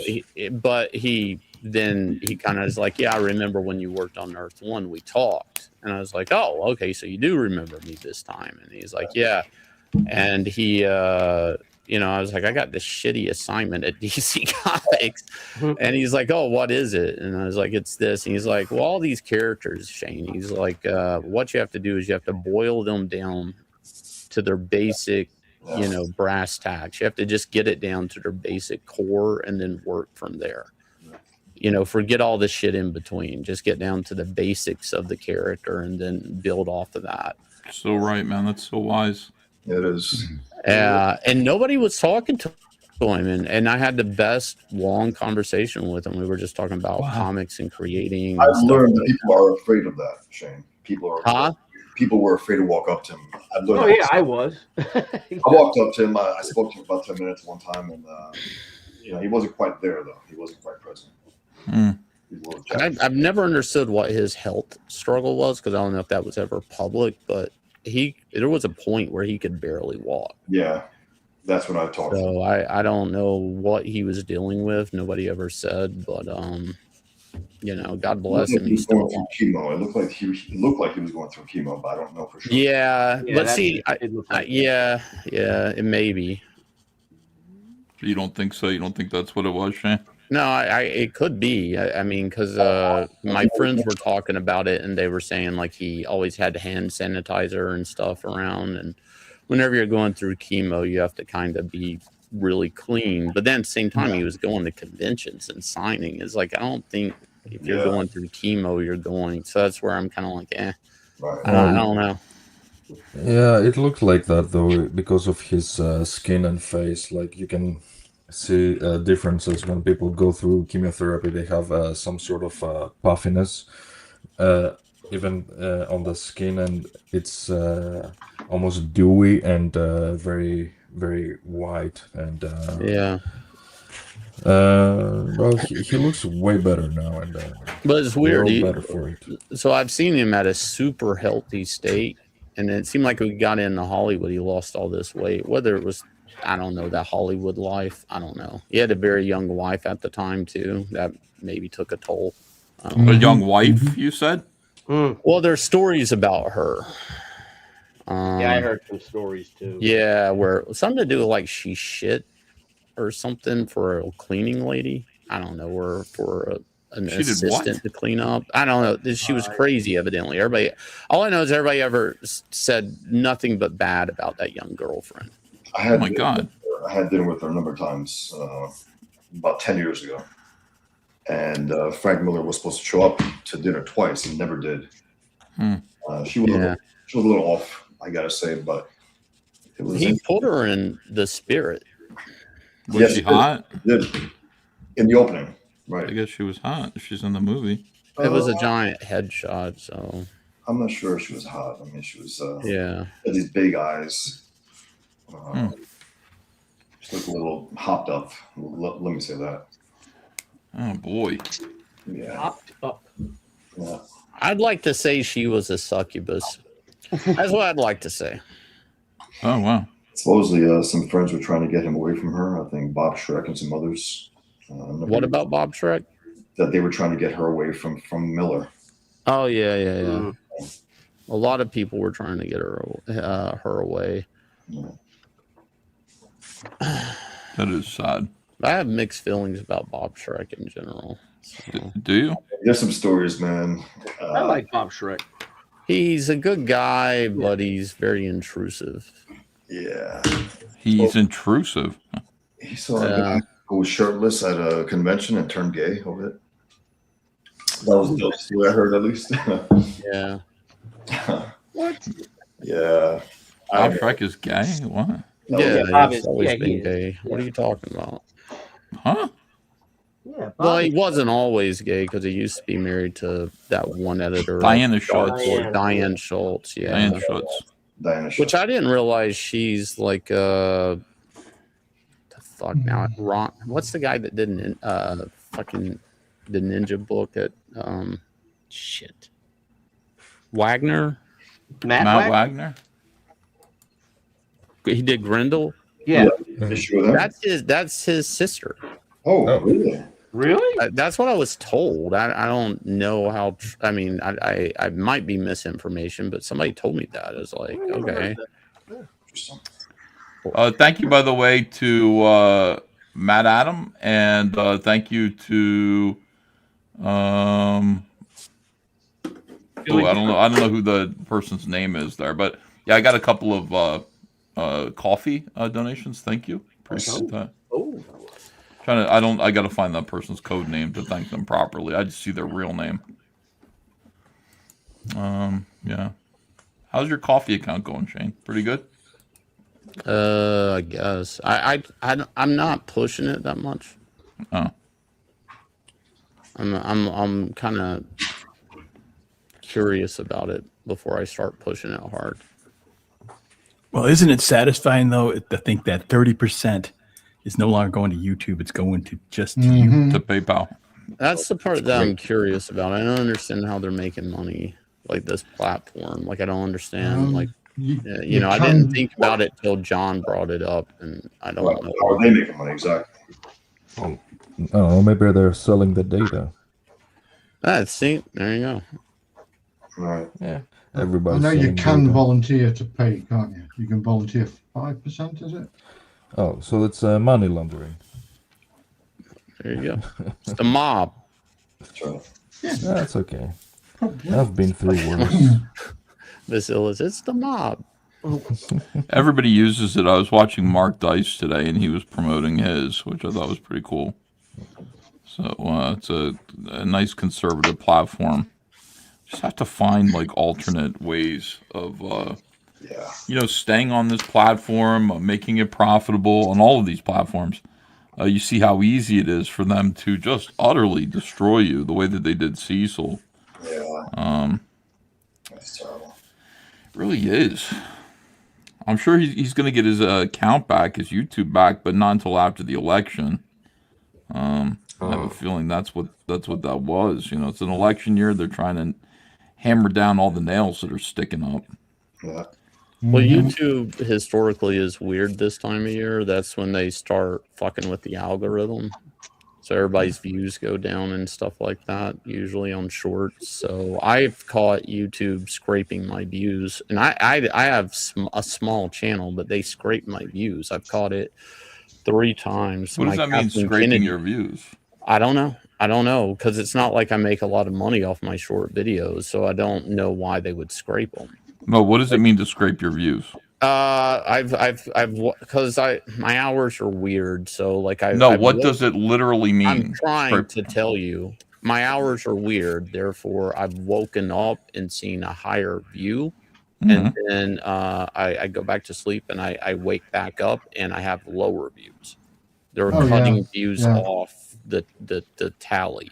That's fucking crazy. And I don't know why, because my short videos don't produce any money. Like the reason some YouTubers say they do it is like, oh, because they don't want to pay me for high views, you know, but like I don't make money like that. So I don't know why they're scraping my views. A lot of it's getting rid of the bot views. Is your YouTube channel generating money for like Shane, like aside from super chats? No. For the shorts? No, that's why I don't understand why they're scraping views unless they're just trying to sway public opinion that's not a topic. I don't know. And I don't go super political on stuff. So that's the other thing I'm a little curious about. Like, you know, it's just like they're trying to suppress my channel, I guess, or at least the optics of my channel. I don't know. It's a weird time of year though. Like I did a Kathleen Kennedy video, they scraped the views on it, and then there was something to do with a Charlie Kirk thing. They did that. So I've caught it twice in the last like 6 months.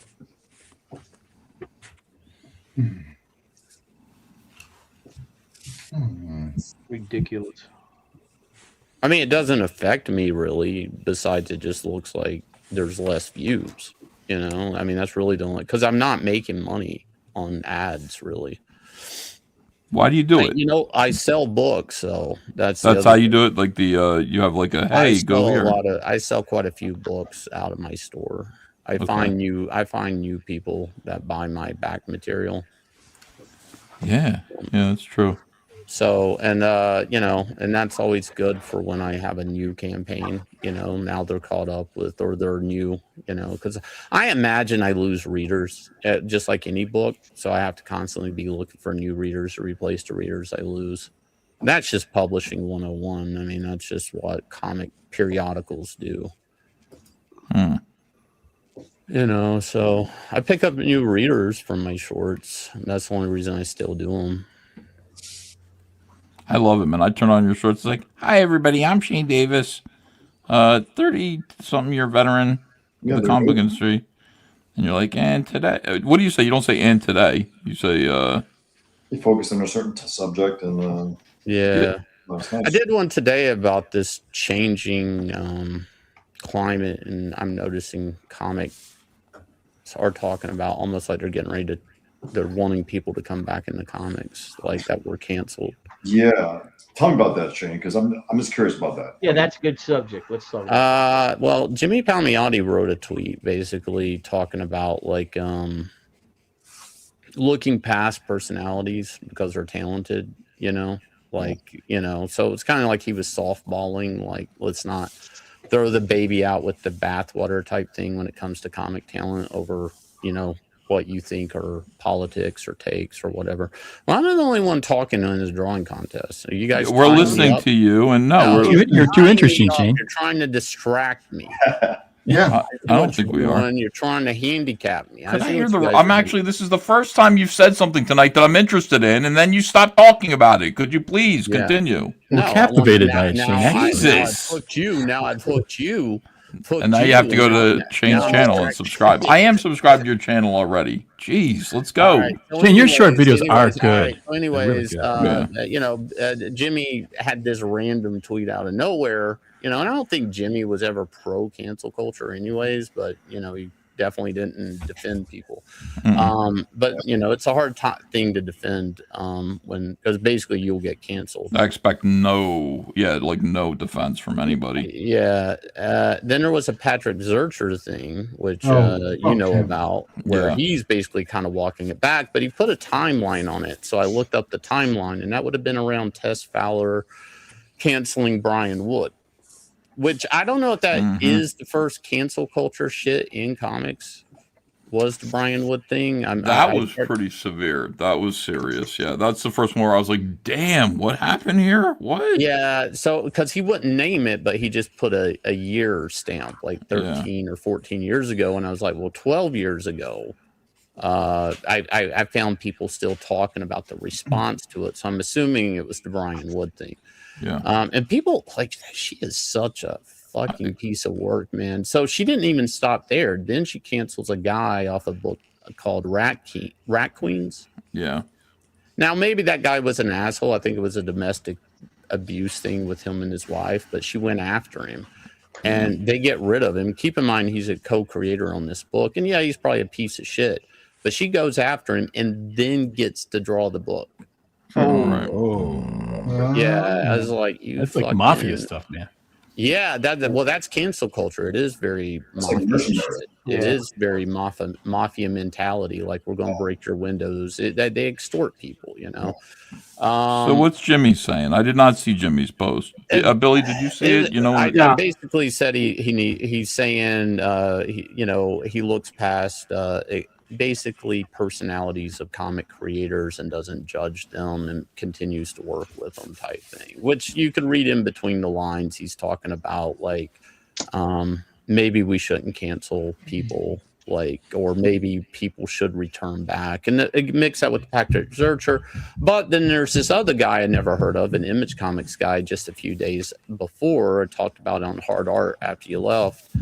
He was talking about pros kind of being rats, a big pro in comics, being a rat, and trying to rat out basically smaller creators, and like a whisper network, but like he doesn't really say a name, but it's like a creator, a big creator at the big two, telling stories to editors to, I guess, keep other smaller creators from getting jobs. Oh, I would doubt that for a freaking second.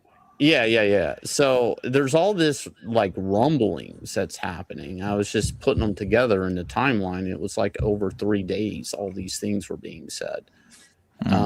So I'm like, I don't know if, like, you know, the industry. Oh, and Jeff Johns coming back to work on Superman. That was the other thing. The fourth. He is? Jeff Johns coming back to work on Superman, Spider-Man. Yeah. Wow. Which is like a big thing if you look at and you remember the Ray Fisher bullshit. Yeah. You know, and the fact that he went off and did Ghost Machine. Like, why in the fuck does he give a shit about, you know, corporate comics anymore? I mean, I don't know how well Ghost Machine's doing. The books are great, but they're not doing good. Nothing's doing good.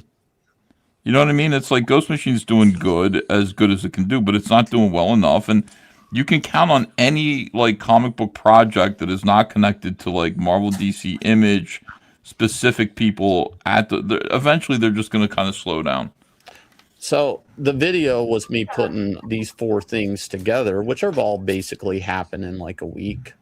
That you know, that there's this idea that again, a little far-fetched, but if you look at the diamond situation, right? If you look at like the industry, if it is trying to bounce back, do they need talent to come back?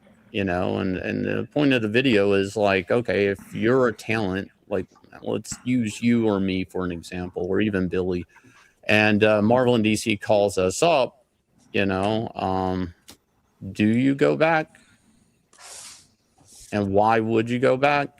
And what type of money would it take? And, you know, are they going to, and it's a hypothetical, but if this happens, do they say we forgive you? Or do they say we were wrong? Do you think it's desperation on their part? Well, I mean, they got to get asses in seats. The Jeff Johns thing is proof of that. Yeah. So they got to do something. And that fucking crossover is a very big example. Nobody's talking about it, of how bad the comic industry is, because they're only doing that shit quarterly. The crossovers. Like at first I thought it was just when they were listing all these things, I thought these were individual things, but it was only 2 books with backstories by Kevin Smith with like Green Arrow and Daredevil. So like they're treating those things as like, we'll see if we're still doing this next quarter. And that they're taking it one step at a time. And that's bad. Like, I don't know, like, that's like if you understand publishing and you've ever been around, like, say, Bob Wayne or Paul Levitz or I mean maybe Casada, whoever, anything in like the publisher side of things, they're treating the comic industry like it's in hospice and they don't know what to do next. You know, like that event should have just been like 12 crossovers that drive people to the comic shop 12 months in a row. So I feel like they're now circling the bases, like who do we bring back to actually sell these things? Like they're, you know, canceled talent. Are we going to see Warren Ellis come back? And then you have to go like, do you go back? Like, you know, so if DC called me up, you know, you know, my phone quit ringing whenever I came around COMICSGATE. Would I go back to DC? Like, let's say if they call Ethan up, Ethan says, well, do I go back to DC? It's like, even if you want to, you are putting your head back in the guillotine to be cut off again. You know, so it's a weird thing that because the Johns thing, I mean, I don't know that. I mean, it's like DC didn't defend him in any of that, you know, like that. He might go for that one project, you know, he might go for that one project and that's that. That could be the case also. If you were asked to do something, would you do it like a Plastic Man? Me or Ethan? Ethan, if they came to you, Plastic Man, you got it. You know, whatever you want. A limited series. That's it. Nothing. Yeah. Would you go for it? Yes. And the reason for that is that it would be the victory of COMICSGATE. Yeah. Because my mission statement is creative freedom and against cancel culture. So, you know, any COMICSGATer setting foot back into the mainstream again after being canceled is a victory for COMICSGATE. Would I stay there? No, but I would definitely like plant my flag and then just come right back to Cyberfrog again. I have mixed feelings about that. Because I was turning down like covers at Marvel because they had all these variants, and it was constantly, we need a variant, and I couldn't do all the covers they asked me to do. And the last cover I did for them, as soon as it posted online, SJWs were protesting and tagging Marvel to not print it. So that's the problem. That's not going away. Yeah, though, that's what I'm saying. So if they came to me tomorrow and Marvel said, "Hey, we want you to do a Superman, Spider-Man cover," that sounds great, and it sounds like a victory for COMICSGATE. Getting the job and drawing the job, and then making it to print are two different things. Like they could hire me for that cover. And then there could be a mob that says you can't print that cover. He's a ist. He's a phobe. And then I'm canceled before I ever was printed. So like that's the problem I have with taking an assignment from Marvel and DC. Yeah, because you could give them an L. I mean, they could give you an L, you know, by just taking that job and taking the risk. Well, that's what I'm saying. It's risk versus reward, and it's like if I go back and I was to draw anything, because I hung the phone up on DC like a month ago. They called me, and I literally hung the phone up on them.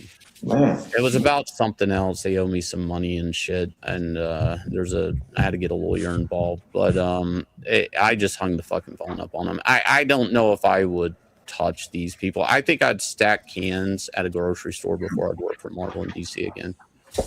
Same here. Fuck them. I hear you, man. But at the same time, it's like for that one limited thing, you know. I don't feel that way. If I knew that they were going to print that whatever I drew for them, no matter what, that's different. But they're never going to give me that guarantee. Well, I guess it could be part of a contract. I guess it could be, right? No, I mean, every contract has like they don't have to print it clause in there.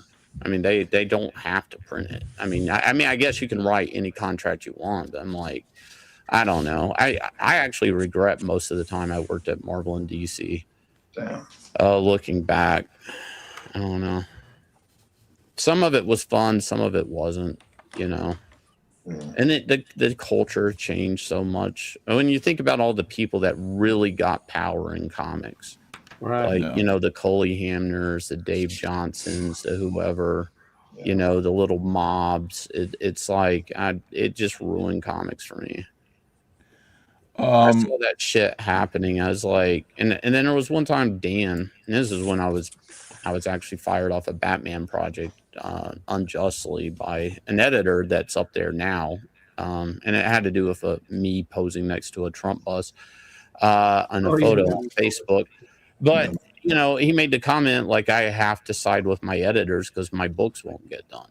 And I'm like, it's a numbers game. How many SJWs are in comics versus how many, no matter who's at the top, that, you know, it doesn't matter what their position is. It's like all the middle management, all that shit, you know, all those assholes that actually control comics. And with freelancers, it's like you get enough freelancers together and they want to petition somebody being in comics, you'll get canceled. Ethan was the product of that. Yeah, I bet they have a plan in place though if they want to save their asses like permanently, and they don't want to get sold off and like get a different job under the same company being bought by somebody else. I mean, my feeling about it is though that like what is it that SJWs want from this? Well, they don't want me working at DC. So I mean, it's like, you know, yeah, I didn't want to leave DC. I didn't leave under protest or anything like that. That didn't happen. I was kicked out. So yeah, of course I would go back. Of course I would. You know, I think I at the same time, like I love Cyberfrog. I love COMICSGATE. But COMICSGATE's ultimate victory would be in all of us being welcome and the SJWs having no more power. So there'd be no more like protests that could keep someone out because of their politics. That would be the ultimate victory of COMICSGATE. So I would go back regardless of your personal feelings, Shane. Like you didn't, I didn't have that problem with them that you did. No, I was disappointed that they didn't stand up for me, but really, like, you know, I've gone over it in my head a million times. I don't know why they would have. I don't see what they would have gotten out of standing by me during that whole. No, I get it, but like it's more about you're giving, like I said at the beginning, you're putting your head back in the guillotine. Yeah, so of you course. get canceled. You get canceled a second time. Like people, like okay, I'm afraid that people, you know, this is going to sound weird, but it's kind of a boxing thing. Sometimes you make a frame or you make an entrance for your opponent to get into to hit them. And it's kind of like I could see them bringing back. I know this sounds fucked up, but you know how like these guys, they're desperate to sell SJW shit. They're sitting here drawing police officers getting their necks broke, anti-eye shit and stuff like that. I'm not so sure if these people wouldn't bring a person back just to cancel you again.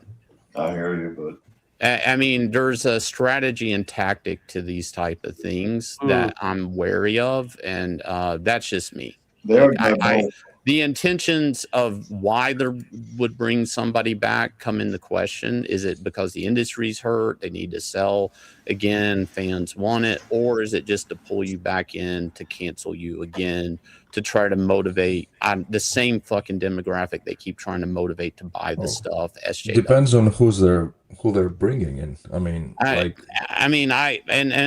that's just me. Whatever healthy paranoia I have, you know, or unhealthy. Comics pros they're just vicious in their, you know, anti-Trump stuff. They're just posting away with, you know, impugn. What the hell's the matter with me? I'm not going to say who this artist is, but an artist told me, whispering at a con, that it was unsafe to talk about politics, that he had a letter from a very big writer at DC, which could only be two people at the time. That would have been Tom King or Scott Snyder. And he told me the letter said, I heard you're a Trump supporter. I hope this isn't true. It would be bad for your career. Jeez. And then so, you make that public. As far as I'm concerned, if these guys, those are the guys that are in power at DC Comics. I don't know if people understand that or not. Yeah. So if I was offered a job and they're there, I have to worry. I might as well. I'm already clenching my teeth, expecting for a public cancellation. Yeah, no, this is, you know, the thing is to, the best revenge is to live a better life than them. All these people that are bitching and stuff, they're all fucking poor. They're all begging, you know, people for work. They're begging people for money to pay their rent, all this stuff. And you're winning by being successful and happy. And you've got your wife, you've got your baby, you've got your friends.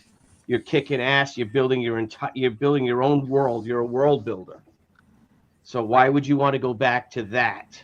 To have someone without, an ounce of the talent that you have to determine your life, or it just for their little sophomoric schoolgirl, sentiments and their vengeance. Because remember, these are people that never stood up for themselves their entire lives. Billy, if you were me, would you go back under the circumstances that were just described? If for if you, you were I think me, it would be different for you, but you need an ironclad contract that it will be printed and that you could do what you want. You have to go back on your terms. There's a way to do it. There's no going back. Now is not the time to be weak in the knees with these people. Now is the time. You have an opportunity. We have people watching us right now that tune in every week and go on your stream. I'm sorry, I'm washed out, but my light is doing it. That stream, that follow you, that follow our books, that buy our books, that have changed our lives. And take it from me, from someone that, with the success I've had, I've made more money by far crowdfunding than I ever made at Marvel or DC combined in 5 years. Well, Marvel and DC, not at Crusade though. Let's be honest. No, but Crusade it's was close. fucking we're awesome. having the best. We're having definitely the best years we've had in 20 years. The thing that rots with me out of all of this, and it was completely unnecessary, was the Jay Lee Tom King thing. Yeah. And that, because it really wasn't that appalling, but it was, you go, why, whenever you see somebody do what Tom King does, you go, well, why was he doing that? Because he was trying to drive attention and virtue signal to his shitty Rorschach book, and that's all it is. So, these guys see a lot, and they see a lot of utility in canceling people. And, I have a saying, there's always free cheese in a mousetrap. So, being invited back, they will bait you into where they want you to be just to get to cancel you again. I know that seems like I'm paranoid, but it's not. It's a very simple thing. Right. Like, I can't hit them again. I got to get them close enough to hit them. Yeah. Right. And again, these are the people that they say they hate bullies, right? That they despise. They've become 1,000 times the bullies of whatever damage some 12-year-old kid did to them, that they were too chicken shit to stand up for themselves. That's for sure. And they're vicious. And look what they do. They ruin careers. How many people do you know in our circle, say, right, that have tried to ruin someone's career because they disagree with you politically? Yeah. This is fascism. This is, it's the very worst of humanity. And look what they're doing out there now. Look what the left is doing around the world. Yeah. And look who they ally themselves with. So that's the people you're dealing with. These are your enemies. And whether you like it or not, you have freaking enemies. I'll tell you why I would go back, Billy. Right. If they hired new management and they gave Alex Jones a miniseries. Alex Jones, really? Yeah. Like I said, just as long, if you would, like Ethan, with you, it would be a victory. It would definitely be a victory. A lot more than us, right? Yeah. But you would have to go in on your terms. Yeah. It's never Miller, and you go to them and you ever say, going to happen. Yeah. Ever. It's just I don't even think it's the money and stuff. I'd be more concerned that it has to print. Like that's my number one fear, is it, Well, yeah, that's the thing. Like, I've spent my life as a canceled creator, learning to not put myself where I'm vulnerable, because I know any opportunity that I give the SJWs to cancel me, they will. Right. So I can't sit there and go, I'm getting a table at this convention or that convention, because look what happened at C2E2, for example. They have not forgotten that. They have not. They have not let that go. And consider me to be evil. So Well, here's something that you got. You got Superman going into the public domain in a few years, and Batman going a year after that. Yeah, it's 2034 Superman, 2035 Batman, 2036 I think Wonder Woman, and I think Joker after that. Like there's going to be, and that company's in bad shape because of that. Yeah, Jim Lee acknowledged that when he gave that AI speech that they were facing public domain and AI at the same time. Like so they've acknowledged that, they're on a clock. That's why they're doing all these absolute books. So cool. It's kind of a tricky place for that company right now. Like I don't know what if I was Netflix and I was buying that company, I don't know the value of DC Comics anymore, because if you strip DC Comics of those characters, well, you can't strip them of their trademarks and copyrights on those characters. You just can't, Well, but they're not. All right, let me rephrase that. See, there's a tangent there I have to go into. If everybody can do Batman, Batman's not that valuable. It doesn't matter if it's only this Batman from this book. Just the word Batman doesn't really, it's not that valuable. And as far as Hollywood's concerned, it's almost nothing, because they want to own everything. But you can already, here's the thing that you're missing, Shane, and that everybody's missing. You can already do Batman to the same degree that you will be able to do Batman when Detective 27 goes up on, in the public domain, which is you can't call him Batman. You know what I mean? You can't do any of that stuff, but you can create a character that looks very much like Batman. And you look at all of the creatures, Joe Sontag's Reaper Destroyer, for example, here, like characters that have big flowing capes and stand on buildings in the nighttime with lightning behind them. Like that is the degree to which you'll be able to do Batman when Detective 27 comes up in the public domain. You can do that now. Difference. There's no difference. There's going to be the DC's copyright and trademark is still going to cover almost every aspect of Detective 27 that you'd be interested in doing to do a quote unquote Batman book. You still won't be able to do it, but you can do something very much like it if you want to already, and so many people already are. Yeah, but in 2035, there'll be Batman books where he's a serial killer. There'll be Batman books where, like they did with Winnie. You can do that now, though. You can do that now. I don't know if you can, actually. I don't know if you can right now for some There reason. are good, but you never know, because there are good people like in middle management. I've been dealing with them lately with something what we're doing with our next omnibus. And there are good, cool people there. There are. I just think that what scares me is is the freelancers. Yeah. That's where, there's a lot, it's like, that's where the negativity is. That's where the toxicity is. A lot of them. And they're just very mean-spirited freaking people, man. There's some cool ones, obviously, because we're friends with them and we talk to them, and they have to keep quiet, But let me put it this way: Jim Lee's not running DC Comics. He might be the face of DC Comics right now, but Jim Lee's not running shit over there. You believe they lost their juice, though, these SJWs within DC Marvel? Do you think it's a numbers game? They just pile up in a back room somewhere, and it doesn't really matter. It's like half their. I mean. A good example, and most people here aren't going to want to talk about it, was them soft canceling Dynamite back in the day. Gail Simone and people walking off a project because Nick Brucci was dealing with COMICSGATE. And he basically had all these people that were on an event of his, because he was getting ready to do some crossover event with some of his characters.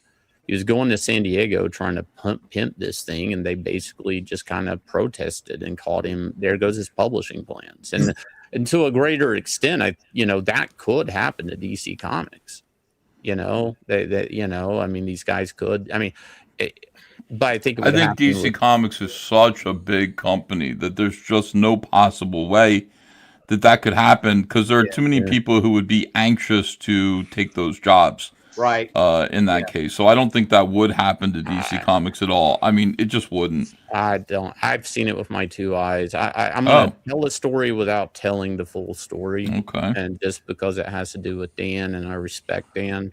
But I've seen, I've seen Scott Snyder talk shit to Dan in a table full of other editors and other creators and barrage him and down talk him to the point he got up and walked away from the table.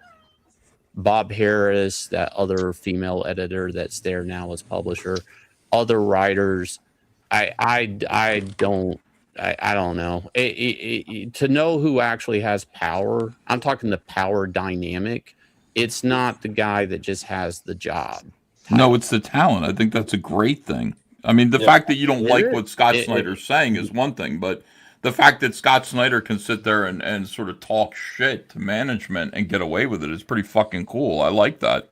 Well, okay. I just wish it wasn't him. I wish it was somebody I like. On that. I'm not trying to get in an argument with you, so Yeah, don't get mad at me.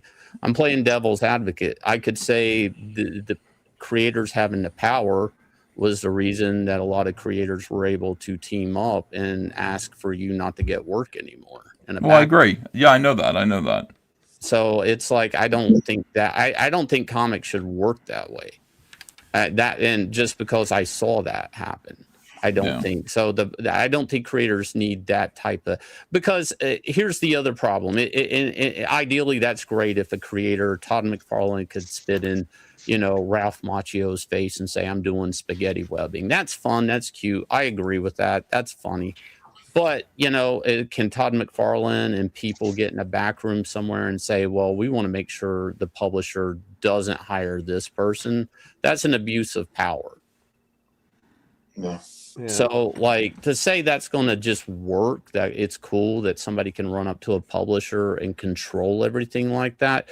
It'd be great if it's for creator rights, if it's for pay and all of that shit, or cool stories. But what's going to happen? No, let's take people out so there's less competition in the comic book industry. Yeah. Could be. Yeah. See, I didn't experience what you guys have experienced over there to that extent. I wasn't privy to a lot of those conversations and things like that. What Ethan's saying, that's cool. A creator can talk back to a publisher like that to an extent.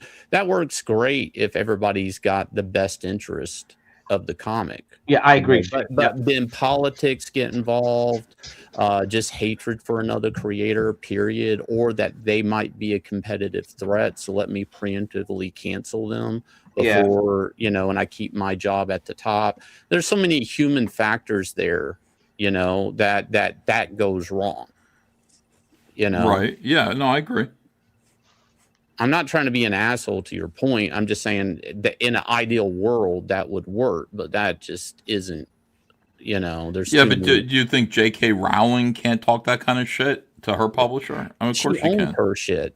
That's another thing. I'm talking about work for hire environments. That's true. That's a good difference. I mean, like a work for hire environment, there shouldn't be one creator controlling, characters that they don't own. That the only people that own that shit are the shareholders of the company, and the shareholders of the company, and that they just need the shit to work.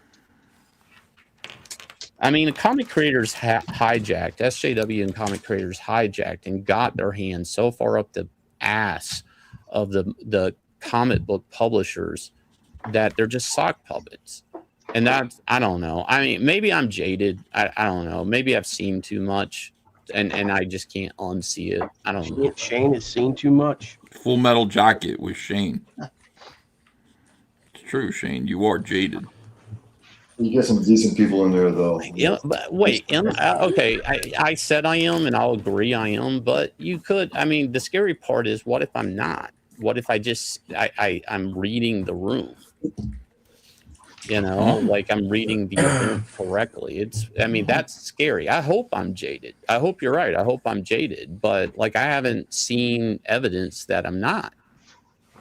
Shane, being jaded guys, you doesn't know- mean you're wrong. You know. You know what I think about Well, a I'm lot? being I think about realistic. my. I don't think I'm Hold jaded. I on, think hold I'm on, being Shane. realistic. Dan. Yes. I said, you know what I think about a lot? I think of my first job on Cloak and Dagger, 30 some years ago. And I think, what if I had just worked for myself? I did comics. Yeah, I might not have been an success right over that, right away. But over 30 years, having those books, those early books, even 30 years worth of books to sell and resell, over time, wouldn't that amount to a lot more money? Because you can resell it because everything you do for Marvel and DC, you don't own it. I don't own anything. It was a waste of time. Yeah. Like really. So, but if you owned it from the start and you are in the business for 30 years, that accumulates into a library. Every time you guys do one of these COMICSGATE books, you can sell it for the rest of your life. And I think that's smart. I do too. I agree with you. It's funny. It's like I own all the original Harris Comics Cyberfrog books and the Hall of Heroes ones, and that's it. Like that's what I own from my prior, work history. And yeah, what if I just stuck with Cyberfrog, hung out with Billy Tucci and them, and We had a good time. Yeah, we did have a really good time. But instead, I went to DC for security. I just thought it was like the next step up. Yeah, it's a trade-off. I guess you have to deal with. Yeah. And then the other point I'd made, which goes to what you're saying, is there's comic creators that they could call up to just say, hey, we need some talent back, and we're going to try to change things. Some of these guys, they've moved on to being car insurance salesmen of some sort or whatever. They've had to find job security elsewhere. So the publishers would be basically saying, hey, please come back, give away your secure job to come work for us on whatever. It's, even if you're not dealing with the canceled stuff, if they try to go back and bring back old talent, there's so many problems. I don't think anybody thinks that's going to happen, Shane, except for you. I think this was your. I want to remind you that this was your subject about Jimmy Palmiotti, saying this, and Patrick Zurcher, this other guy saying we need to get rid of comic creators. These guys are ambivalent. They've always been ambivalent about the culture war. You've got Patrick Zurcher who sticks his head out and he's like, should I go full cancel pig, or maybe I'll pull it back and pretend to be like concerned about it, or then I'm gonna go in again. And that's he's always doing something stupid. He's always like not reading the room. He's not in concert with everybody else. And then you've got Jimmy Palmiotti, and Jimmy Palmiotti was this guy. He said something to me that I'll never forget. First of all, I love Jimmy Palmiotti. I don't care how he feels about me right now. I love him. I think he's great. He said something really good to me because I said, how come you don't go back and pencil comics anymore? You're just writing and inking. You penciled this Vampirella book once.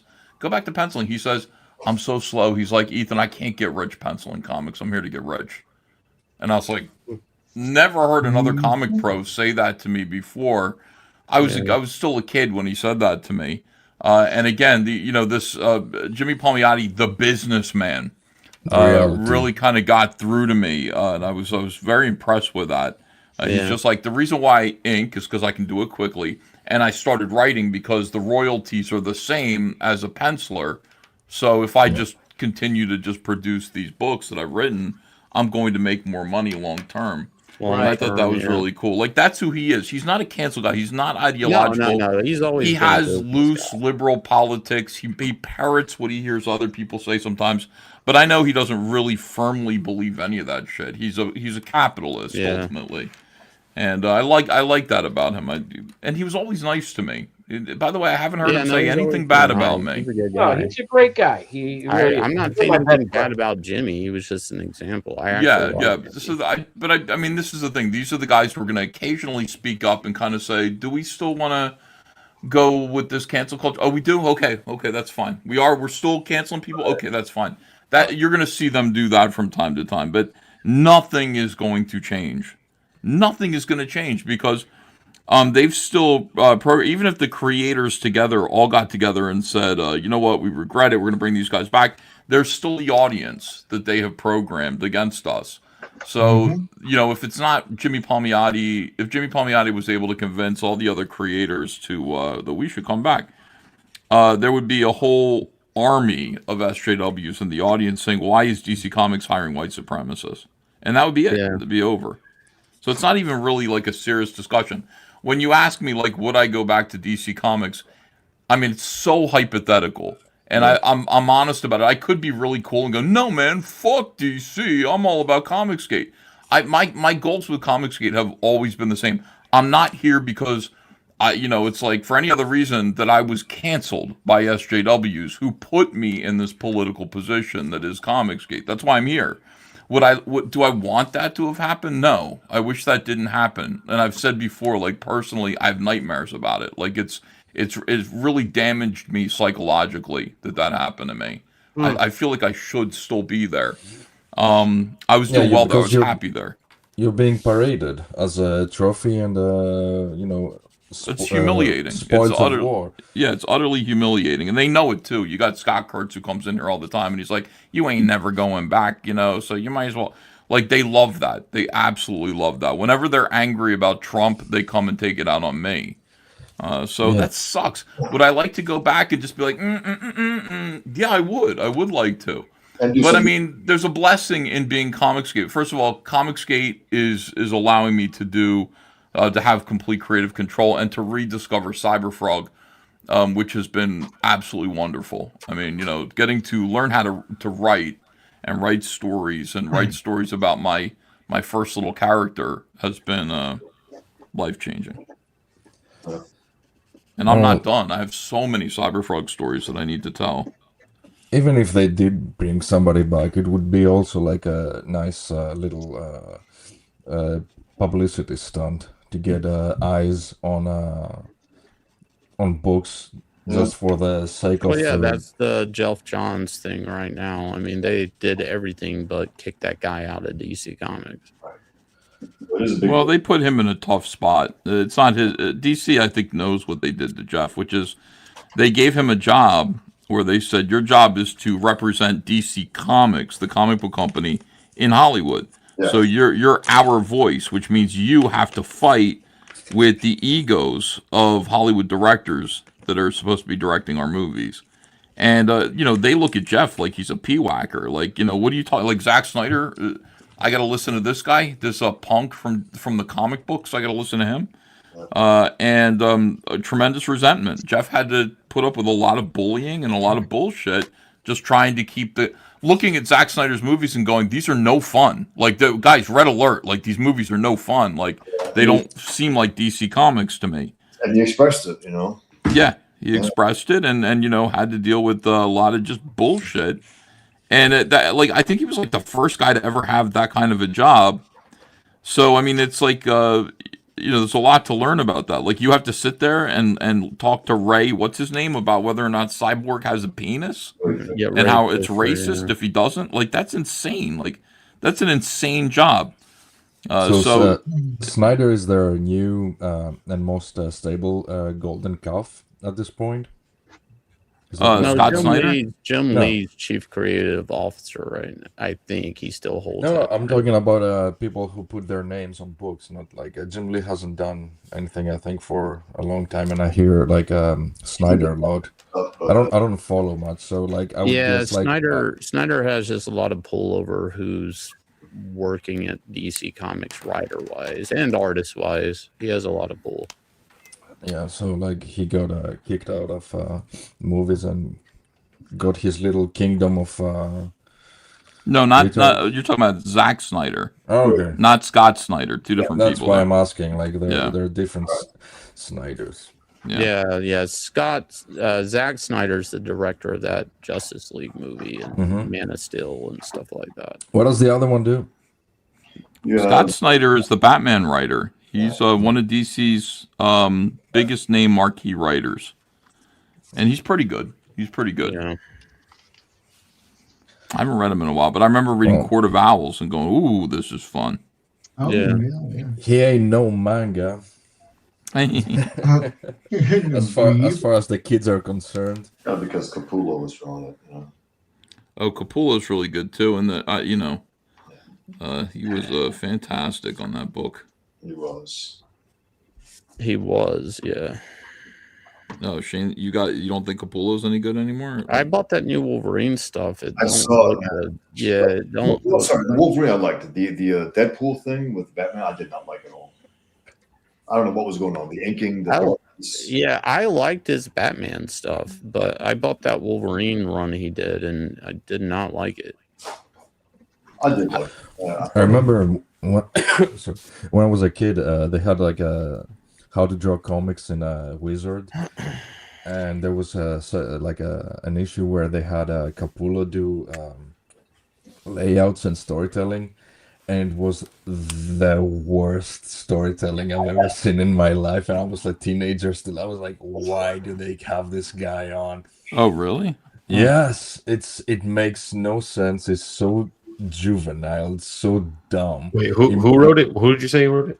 No, it was a thing in Wizard magazine. How to draw comics. How to draw the comics. And it was Capullo. It has been like what is it, since 96 and 97, and I still remember that one. That's hilarious. About being insanely bad. And I was like, oh my god, these people are doomed. They're learning from this. I liked him right out of the gate when he was doing Quasar, and he was really changing each issue, gotten better and better. And then he did X-Force. And then I guess went to who's talking? Bosch is? Yeah. Yeah. Oh man, I love when Bosch talks about like fucking basic bitch comics. I love it. I never think of Bosch as reading that shit, but he does. I absolutely love it. I mean, anything caught my eye, I just went after it. Loved it. The Creech. Have you guys seen the Creech? Yeah. Yeah. Where he fires his missiles into the gun openings from the evil neo-Nazis. That's great. I have that toy somewhere. Like, a friend of mine has it. Yeah, the Creech has like it's the only book that I've seen that has 3 bios in it for the creator. At his best, he's really cool. Yeah. At his best, he's really good. Oh my god. The Creech is like a book that it's like, oh, this looks like something I would like, but I don't really want to read this. Yeah. It looks like something you like, but you don't. It looks like the 10th, which is a ripoff of Pitt. It's like and Pitt is the Hulk. I'd rather just read Pitt, honestly. Exactly. If Dale won't draw the Hulk, That era of the somethings, the beasts that they were like the 10th, the Pitt. Yeah. The Max, and there were a lot of Max was another one. Yeah. The 10th was. I had a friend that bought every issue, and I was like reading it on the side. I was like, oh my god, this sucks so much, but I'm so happy that you're getting it because I love to see it, and that's the beauty of comic books. Sometimes like something you might, in quotes, hate it, but in the end, it's so much fun, and you still remember it, like that issue of Wizard from '96 that I mentioned. Comics, man. One of the best times I had in comics was I bought, like at a convention in New York, I bought a whole bundle of the first 30 issues of Catwoman by Jim Ballant and Joe Duffy. And I remember sitting in an airplane and just reading all 30 issues on a flight to LA and just being like, this is like, it's so much fun to just like consume comics like this. Just back to back, yeah. And it was just nice, man. It was just a good chunk of work that Jim Ballant had done pretty much by himself. What is he doing now? What is Jim Ballant doing now, Billy? He publishes his own book, Tarot. Okay. Like tarot cards. Yeah. And he does Kickstarters. He does a couple of them a year. He does really, really well with them. He comes to the Garden State shows. Did you guys? Oh, yeah, he was at the sorry. ones that we were at with Graham. He's around the corner with Holly Golightly and, promoting his Kickstarter books, which look great. I mean, I don't know what his politics are at all. I don't even go say hi. I don't say hi to anyone unless I know they're a conservative these days. I just don't even bother. Walt Simonson came up to you though. He was cool about it, right? Walt Simonson came up and he said, "I'm sorry about what happened to you," and he shook my hand and everything and gave me a picture and. Good job. It was nice. It's stuff like that just kind of, it's like if I had those kind of feelings these days, You know, if I had any tears to shed. if I had any tears left to cry. He's just a good guy, and he's a great artist. Yeah. I'm going to see Walt tomorrow in Al Milgrom. Oh man. Oh, Al Milgrom, really? Yeah, my friend. Yeah, my buddy he has a small show called the Hot Flips Collectibles Show at the American Legion in Babylon, New York, and I'm going to go tomorrow. Walt Simonson and Al Milgrom going to be there. So he's like, "Would you want to do the show?" I'm like, "Those guys are going 100%." That's so cool. So it's always great to see them. That's very cool. I'm glad Al Milgrom is still with us. He's like, Yeah. you know, I don't know how old he is, but he's one of these legends that still did everything. I think Al Milgrom actually is the Detroit native. Is he? I think originally, because if I remember right, I remember talking to him like a million years ago, and he asked me about some jingle on the radio for this car stuff that it was Roy O'Brien Cadillac or something like that. And he goes, "Do they still have that jingle?" And I went, "Yeah, they still got it. He still use it." He goes, "Oh my gosh." Kind of funny. So I'm pretty sure that did he co-create Rocket Raccoon? Al Milgrom? I know he co-created Michael Golden and for some reason my brain's telling me he co-created. He may have. That was an issue of the Incredible Hulk. Right. Oh yeah, I don't know. No, I don't think Michael Golden did co-create Rocket Raccoon. It might have been Al Milgrom. Could have been Al Milgrom. I know he worked on that cover. He did the covers for Hulk for a while. Al Milgrom. Was it what's his name? Herb Trimpe that created Rocket Raccoon, or no? I don't know if he was drawing. Maybe Sal Buscema, maybe. No, the artist that was drawing it ended up in like he was hit and he ended up in like I can't remember. Oh, that he got hit by a car, right? No, yeah, really? Yeah. And the family was having to go after Marvel to get more. The poor guy. Yeah, he's like severe brain damage and. Wow. Who is this? Steve Lealoa? Wait, a name is coming to me associated with Rocket Raccoon. Is it Steve Lealoa? No, not Steve Lealoa. Oh, that's an inker who inked Al Milgrom. Okay. Yeah, no, Steve's still alive and well. Okay. He also penciled and inked as well. Who the hell is this? That got hit by a car that created Rocket Raccoon. There's a morbid joke here somewhere. Let's not make it. Let's spare. I mean, out of due respect for Rocket Raccoon's creator. That's absolutely terrible. I hope he got some money out of Marvel. No, this is old news. Yeah, the family shook more money out of Marvel to give him a better living situation because he's an assisted. Bill Mantlo, people are saying it. That's who it is. Yep. Is that right? Okay. Yep, 100%. He was the writer. He also stole that story from Barry Windsmith about the evil father of Bruce Banner. If you guys remember that. Yeah, he stole it. It was one of his most beloved stories, and they found out that he stole it from Barry Windsmith, who ended up publishing it 30 years later for Fantagraphics in a book called Monster. It's pretty wild. Yeah, wow. Yeah. All right, we got looks like 10 more minutes, 12 more minutes. Oh shit! All right, I'm spotting blacks and I'm done. Fuck. Yeah. Oh well. I have failed this week, gentlemen. I have failed. You said that last week and you won, didn't you? No, dude. Seriously nowhere near. That was 2.5 hours, I think, total. Although, like, not really. It's about 2 hours since we announced it and we figured out, how to do what we're doing. So yeah, I can't say that I'm getting better at drawing fast, but like I keep getting bogged down every now and then in details and then realize I'm doing it. Yeah, it really is about like, okay, like let's move on. Yeah. Spreading it all out. You guys had the full 2 hours. Yeah, I can't wait to see what you were able to do. Flying the river.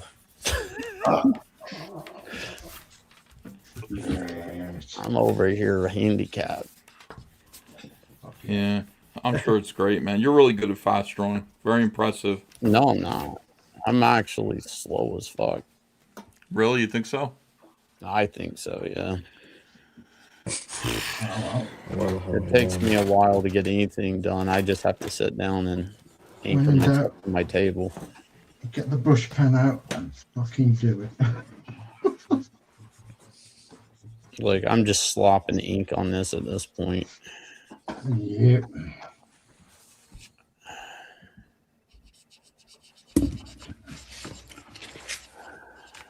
Okay. Shit, I should have done this from the start. This is I think much if I had to do it again, I would start my career over. I would have a fast style. You know, as stressful as this is, like, I really do look forward to Mondays and Kings. Yep. I think about it all week long. Like, oh man, I hope I do good. Awesome. Right. Here. Thanks for opening it. Yeah, it's a pleasure, and I like talking to all you guys. You know, drawing with you. Yeah. It's good for I'm me. getting ready to have to start doing sketches for fulfillment, so This is good for you too. Well, you're not going to be able to do this, is what you're saying. Yeah, it's like basically I can come in. I knew it was going to be something negative. I swear to God, I was like, oh, I thought Shane is saying something No, like, wait, hang on. okay. Hang on. Me going into fulfillment isn't negative. No, I'm like giving I people thought you were reward, trying to but say yeah, like yeah. this is good for me to do this because it's good rehearsal practice. It keeps me warm. Yeah, you know, no. but it's like no. I just, if I come in, I may have to do those sketches, or I'm just going to sit in the chat. Yeah, I'm with you, Shane. Same thing with me. Yeah, because I got Billy's sketches- done that before, and so has Graham. You know, yeah, I it's got fun. sketches on Anatomic, and then we're going to print with Inglorious Rex 3, so I got sketches there too. So I got 2 campaigns I have to do sketches for. Yeah, this is going to be it for me for a long time. I'll still be on and hang with you boys if you'll have me, of course. Yeah, we love it. Mm-hmm. Yeah, this is the lowest. By the way, like normally last week we had 13 people in here. We had 13 artists. Today we have 8. That's amazing. Nobody's in the back room. Yeah. It was, and I think I scared him when I said it's going to be random. It was a challenge for me, and it is a challenge. Is everything It okay? scared me. Does he Scared like- everybody. Did you like talk to him? Is everything okay with Brohawk? I heard something. Well, we can talk about that off the air, Shane. I don't know if Oh, we're going to all gossip about that. No, nonsense. not gossip. All right. Yeah. All right. But everything's okay. Yanzi was asking me earlier. I didn't know. All right. I think I'm done. Boom. Woo! Let's go. I got bitches all on my something every day. Bitches ain't shit. Get them bitches. Have you guys ever heard Ben? What was his name? Ben something. He's a nerd musician who did Bitches Ain't Shit. He did a cover. It's hilarious. Ben Folds. Oh yeah. Ben It's Folds. hilarious. What happened to Ben Folds? He made a song called, I guess it's a cover of Bitches Ain't Shit from Oh, and it's just hilarious. Seeing Ben Folds 5. It's really funny. I did my classic thing, Godzilla with the same marker. You guys are going to love it.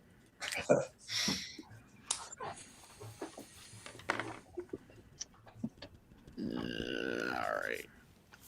Done, and done.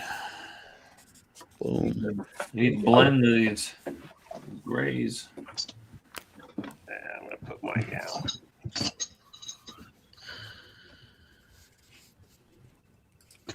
Oh, of course, run out of fucking ink. Yeah, I'm gonna get Dale Keown in here for one show. I would like to have him draw with us. Awesome. So I think that would be. I mean, we're all gonna lose that week, right? You know? Yeah, but what a way to go. Yeah, it'd be really fun. Yeah, he came on Graybeards once. It was great, man. I saw that he drew like an elf or something for Christmas. Yeah, it was a badass elf, man. Of course, Really, it was so cool. I'd like to get him in here. I think he would do it. He just has to be like invited formally, Yeah.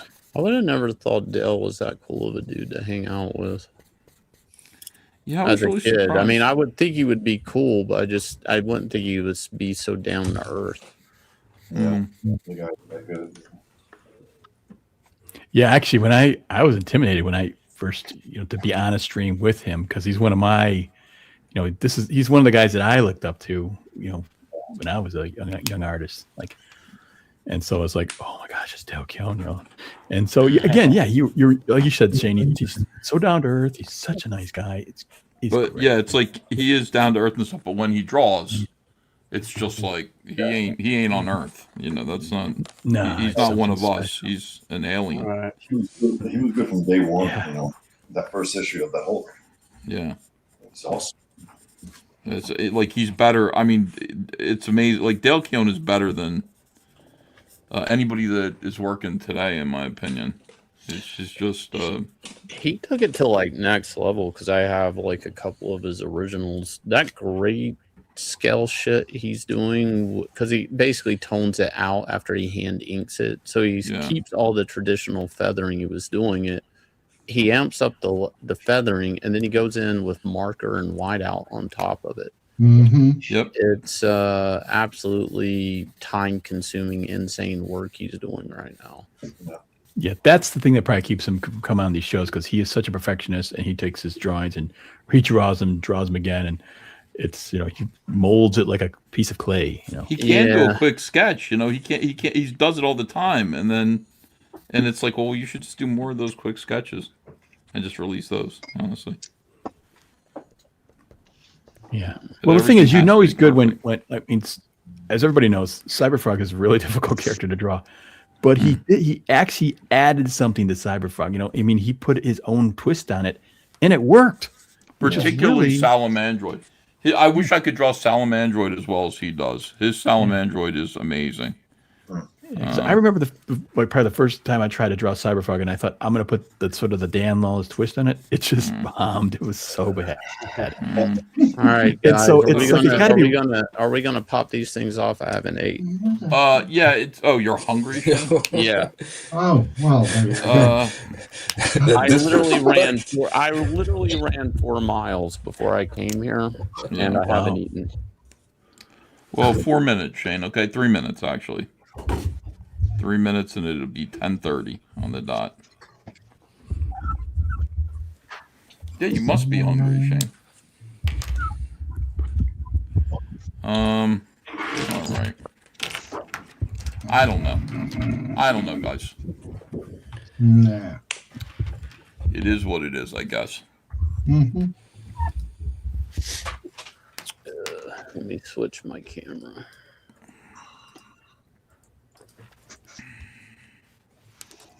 I got bitches all on my penis and every day. That's how the song goes, by the way. Baby Yoda was singing it. Yeah. Bitches and Baby Yoda. Okay, I am backwards. Okay.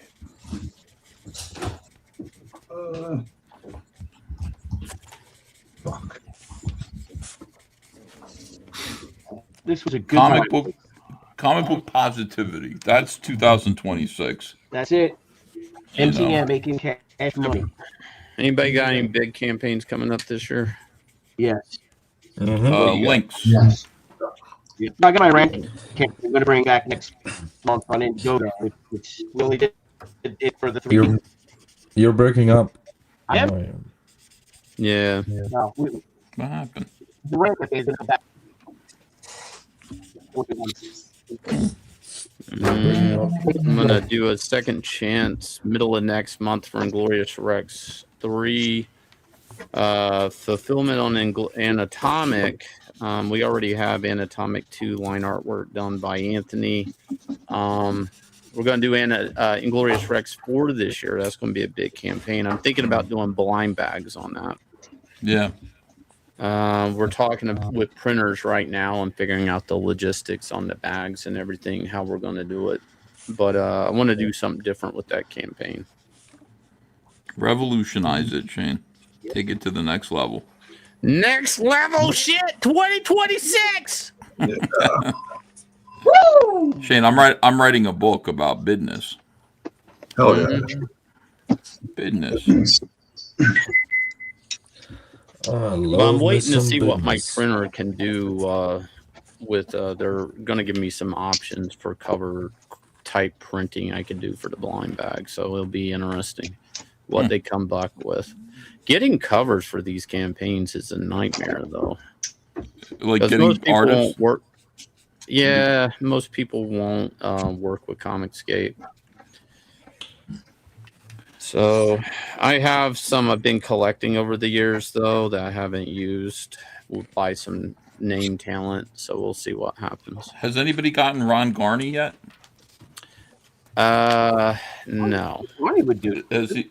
I think he would do it. I think also Lee Weeks would do it. I've asked Lee. I got no response. Lee's a great guy, but I think he's in a bad position where he still does stuff at DC and Yeah. He'd be great. Also, Garney would be great. I know Jay Lee just looked at me. Like after what he went through. Yeah. I got 2 covers off of him, and I mean honestly I got them both at the same time, and I'm so glad that I did. Because it's like that was it. I didn't think it was going to be it, but it was it. I mean, Jay Lee will draw a commission before drawing a cover.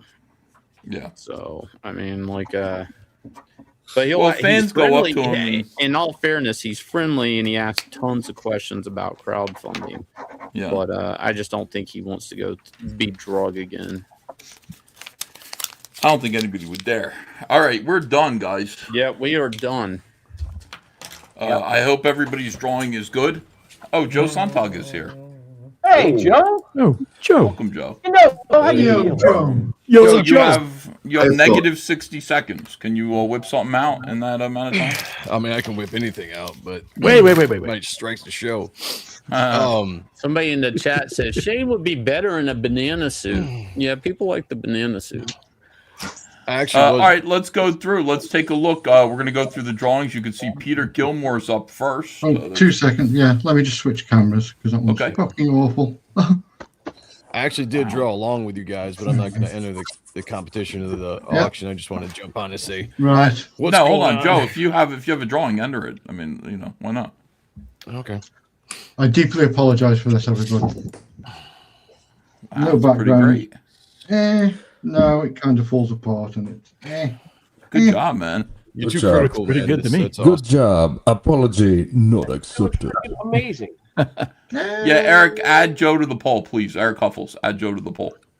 All right, here we go. Let's do Bosch Fawston, see what he came up with. Oh, yeah. Oh, wow. I like that. Nice ball. Raiden, I think Raiden is his name. Yeah, it's always so pretty, man. Like, Yeah, Raiden. this looks good. Super clean. Dan Lawless, what do you got? Oh, yeah. Sonya Blade. Sonya Blade. God, I have to see a little bit. I did do 11 by 17 this week, though. I thought I'd give it a shot. She looks fit, you know what I mean? I like her muscles, her leg muscles. They look great. The big feet. Dude, you guys have got to take time to look up the actress on Instagram or Twitter. She is hot. The same girl that was her in the video game. She is hot. Seriously? Also, Yeah, that's what I said earlier. She's gorgeous, whatever. What it is. Still. Anthony Gonzalez did. Clark. I did first generation Sonya. Oh, holy shit. Nice, nice. bro. Oh, look at her. She's all Look at warmed that. up. She's cracking her shoulders. That is fucking awesome. That is awesome, man. Great angle. What a great pose. Oh, it's terrific, man. Okay. Excellent. Vasilis Lolas. What do you got there? I got this guy. Is that who's that? Scorpion? Sub-Zero. Sub-Zero. Oh, he pulled some. markers. Yeah, Man, that is work. fucking awesome. Love the hands. White. Great. Fits. Yeah, great hands. That's him doing this finishing move, right? Or no? Yeah. Well, Yeah, it's, for people that know, he'd freeze ahead and pull out the spine or whatever. Yeah. Huh. It's I'll go like, next. I did Baraka here. The guy with the big Ooh, nice. that's cool. Great. Yeah, that's Oh, cool. hot damn, bro. Oh, thanks. Closer. Baraka. Okay, and then we got Billy Tucci. I gotta get my light. Oh my God, that's the best one that you've ever done on this show. That's insane, man. I gotta get my light. Woo! Beautiful line work, man. That's Katana, right? Melina or Katana? I think it's Melina. Yeah, my lighting. Melina. Oh, it's Katana. Oh, I see the. Oh, never mind. The fans, yeah. Yeah, I see the fans. Yeah. Yeah, Yeah, that's my favorite one that you've ever done for the show. That is like a complete really cool. cover. Yeah. Butter knives. Thank you, bro. Shane Beautiful. Davis. Beautiful. I came in late, so you know, whatever. Yeah. Stipulated. Yeah. Oh wow, that's amazing. Yeah, he's on fire. Badass. That's awesome, That is man. wicked. Freaking cool. You did the nice. You That's did what the his pattern. face looks like if you take his mask off. Yeah, that's one of his he's fatalities. a dead ghost. He's a dead ghost. Sub-Zero. This is from his famous fatality. Yeah. From Mortal Kombat 1. That's He pulls his amazing, man. mask off. He's a flaming skull, and he burns you alive. Wish I thought That's of that. awesome. Joe, what do you got? Okay, here's did a little bit of. Woo, it's cold in here. Wow. Oh yeah. This is sorry for the shake. You're really cold right Put that in the contest, bro. now. That's So great. yeah, just Yeah, it is. It's in the It is. I believe it is. Let me just a lot check. of ink. Raiden. Yeah. Yeah, it is in the contest. Okay, I'm putting the poll in the chat. I drew him also, Joe. Huh? I drew Raiden also. I know. I saw that. Yours is awesome, Yeah. man. Nice, man. Yeah. Okay, let me That's actually really, give Joe really a good. break here. I'm gonna put the poll in the And chat Joe's- right now. You guys can vote. Then we'll go through our 10-second showings, re-showings. And Joe's on his all sick right. bed, by the way, folks. Yeah. Are you okay, Joe? Yeah, you know, probably just a little bug. Okay. A little cold. Hope you get feeling better. I should have read a war hoodie down here. I don't know what I was thinking. You know, whenever I get sick, I often think, Joe, Magic Johnson got rid of AIDS. So if he can do that, I don't know. He had a lot of money. Yeah, though. Okay, it's there, guys. The vote the poll is there, so go ahead and vote. And we're gonna go through again and go through it. I got the let me get the poll here. Joe, go get a jacket, buddy. I was just gonna say I'm gonna be right back. I'm gonna get a something to wear. Okay. Oh man, poor Joe. Somebody Peter said Gilmore's Mike- first. Somebody in the chat said Mike's in hospital. Is that true? Mike Barron's in the hospital? Mike No, Barron Mike is or Miller. Mike S. Miller? Oh, Mike Miller. Oh, never mind. Fuck. All right. Oh, that relief there. I thought it was someone like. Okay. Yeah, never mind. Here we go. Oh, what a Beautiful relief. drawing. Let me count. I'm sorry. I'm counting one. Started off all right, sorry. Started off a scorpion, and I kind of veered off on the costume a little. But yeah, no. Bosh. Didn't get there.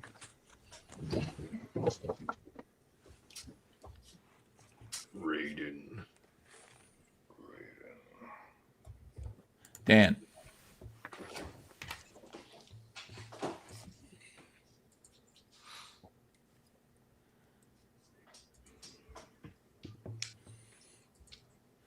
Anthony Gonzalez. That's so good, Anthony. Great face. So pretty, yeah. Bacillus.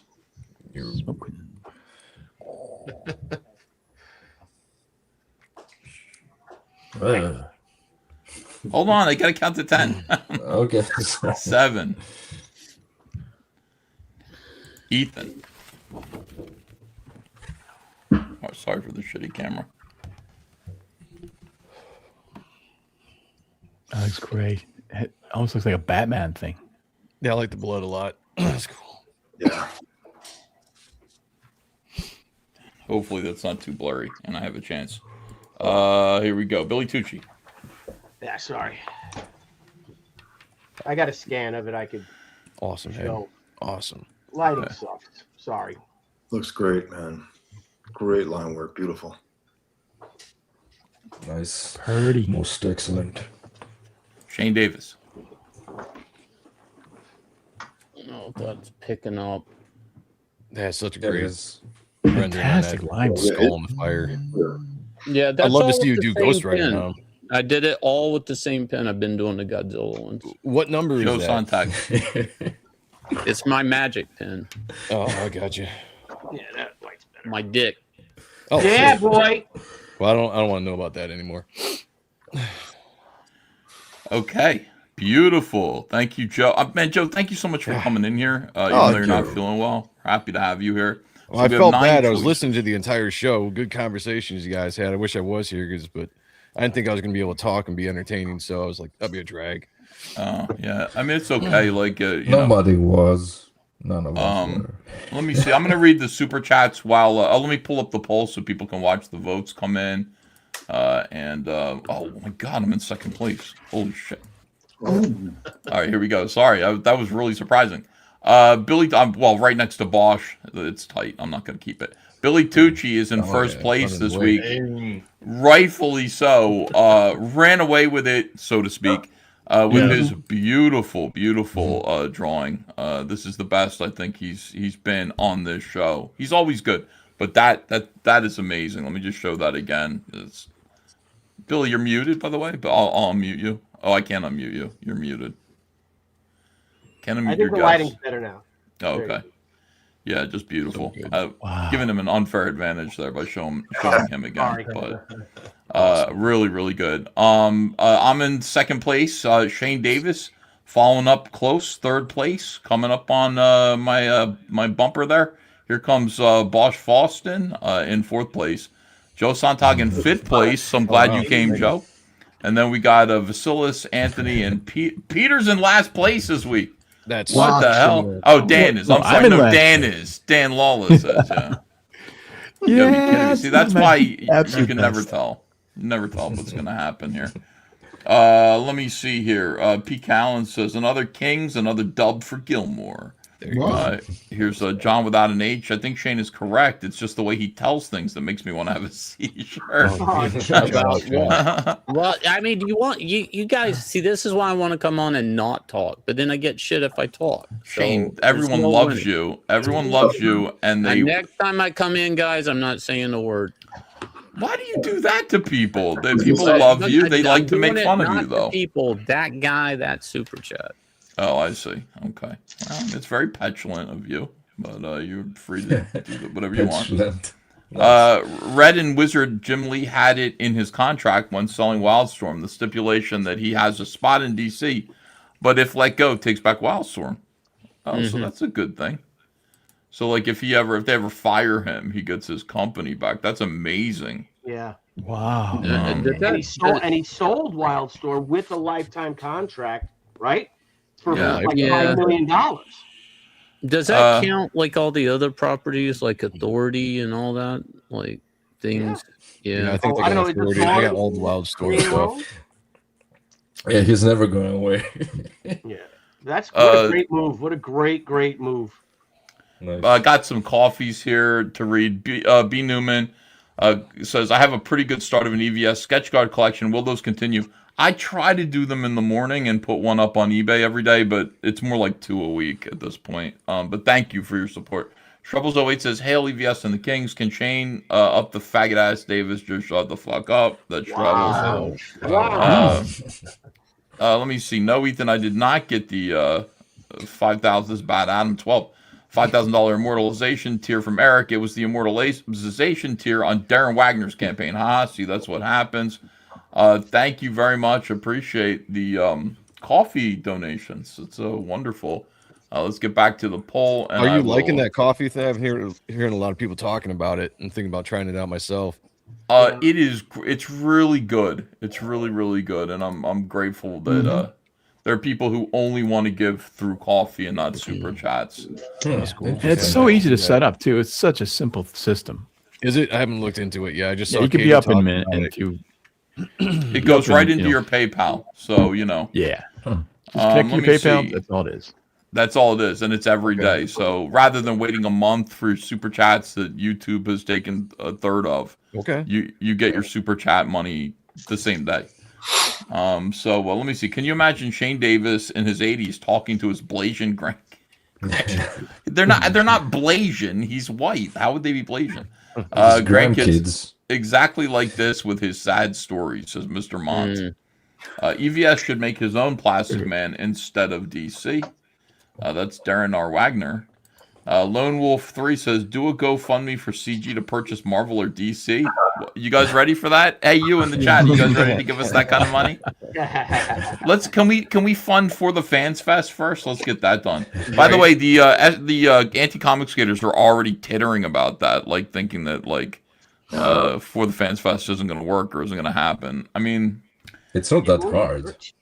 It isn't that hard. Like seriously, like it should be pretty easy. P. Count says, now that I have somebody organizing it, and by the way, I'm not involved in it. I told the guy like, whatever you need from me, fine, but like, I am not involved in this, like funding it or organizing it or anything like that. P. Count says nothing puts ropes around around necks like a Shane story. Let's conquer Greenland, says Anubis 800. Wow.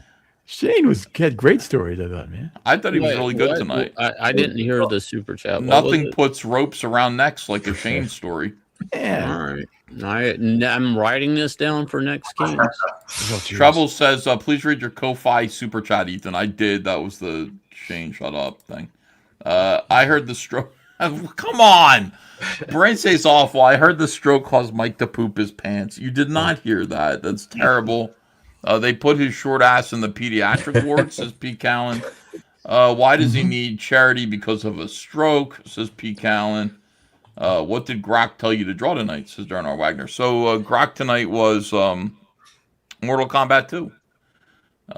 Shane is only funny when he's depressed, says Mr. Mont. And there you go. Let me see. I'm not depressed. I'm just talking about the comic industry, which is depressing. It's in bankruptcy, guys. It's pretty fucking depressing. I was looking back at all the comic stories of last year. It's all bankruptcy stuff. Shit. Anubis 800 says Bosch and Ronan Joe are, in my opinion, pretty much first place. The amount of details. Second, Mr. Tucci, my apologies, and Uncle Ian third place. Well, that would actually make me in fourth place because we got Bosch and Joe tied for first place. We got a right here between the last. Oh shit! Look at this. No, look. Yeah. Okay. So me and Joe are tied for second place right now. Oh, wow. Shane Davis is 33 votes. Where are we at here? 277. Let's say, do we have energy for 350 votes, or do you want to end it at 300? Let's just end it at 300. Usually it's 300. Okay. I appreciate the pity votes, everybody. I am sick. I like it. Yeah, yeah. Billy way in first place with 69 votes. So it's going to be, I got one vote. Shane just came up. Shane and Joe are tied.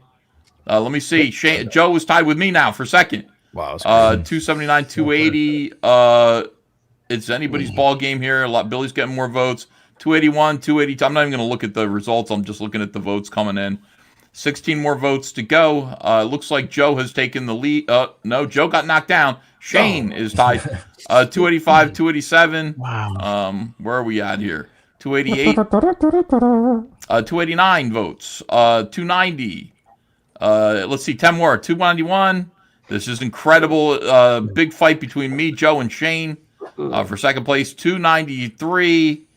I wish I could actually stop the votes coming in at 300 so we don't get confused. This is a photo. Oh, Joe took the lead. Joe took the lead. Joe's in second place. Wow. 295, 296, 297. Three more votes. Did I mention I'm on my 298, deathbed? If that 299, 300. That's it. Okay, Joe, Ethan, Shane. Wow. That's okay. Congratulations, Joe. Damn. What a finish. Strong finish, Joe. All right. Nice. I gotta be sick more often. Thank you all. Thank Yeah, you guys. Holy crap. Thank you Great for voting. results this week. All right, so we got Billy, Joe, me, Shane, Anthony, Vasilis, Bosch, Peter, and Dan. Wow, wow. So I need that music, Ethan, where you go, and it goes, wah. oh yeah, where's the? Hold on, and then in last place, it's there it is. Last place, Dan Lawless.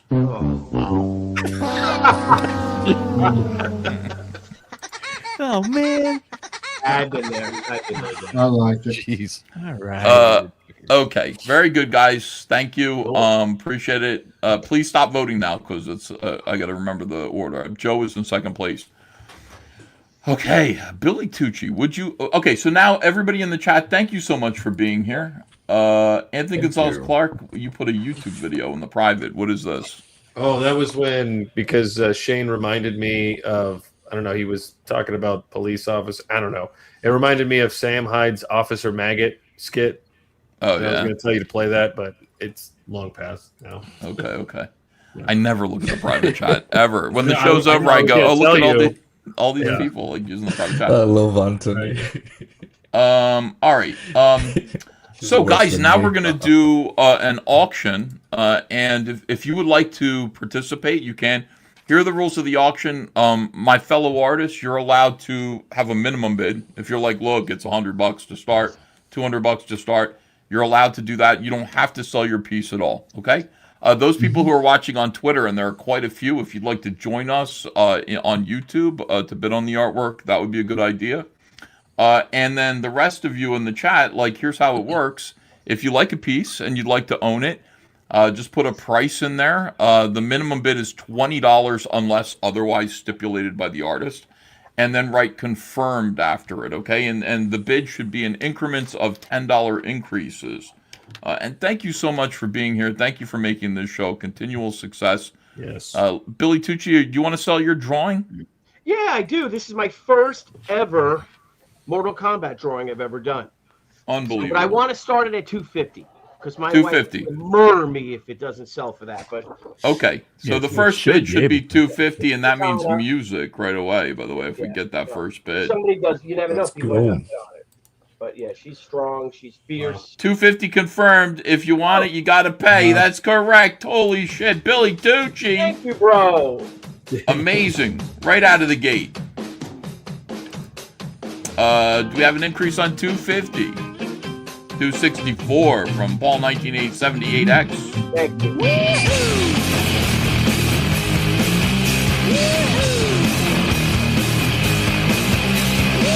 Looking for an increase on 264. 275 would be nice to see. 300 from Monroe. Jose M, thank you for that $300 bid. right. We need an increase on 300 though. And it is. I'll turn that music down a little bit. 325 from Jose M.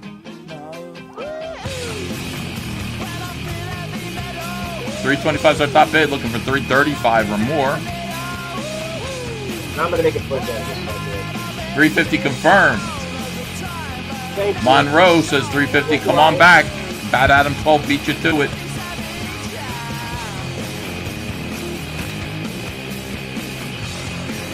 Looking for 360, 375. Jose M. She is badass. Too. It is the best drawing that you've done for the show, Billy. Yeah, I'm really blown away by it. It's really, really good. Yeah. Love the fills the page. It's beautiful. Thank you, guys.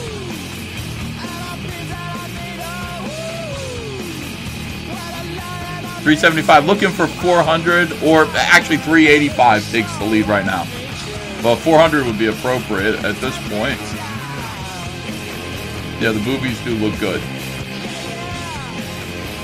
Yeah, I gave it a nice 400 from Bad Adam 12.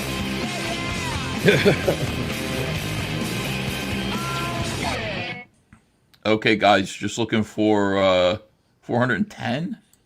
Any increase on $400 would be good for Billy Tucci.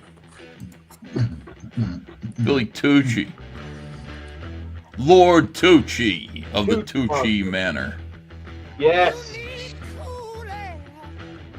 You don't have Mortal Kombat music? Can you play that, or will you get? No, I don't have any more combat music ready because I didn't know what the theme was going to be. So. Right. Well, I had a lot of fun with her. I was done with my black Prisma color pencil. Oh, nice. So it gives it a nice soft cut with paper's got a lot of tooth to it, if you know what I mean. You know what I mean, Peter Gilmore, when it had the tooth to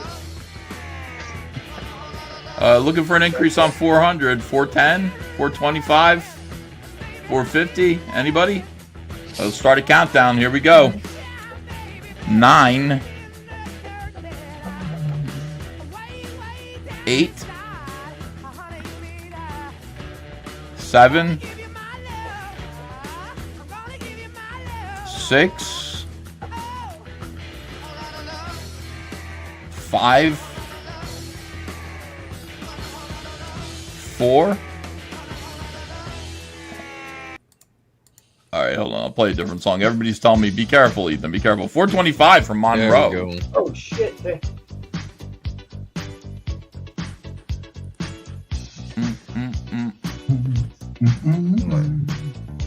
I love disco bass.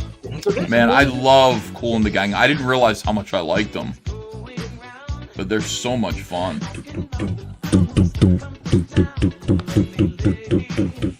So cool. I was in high school with it.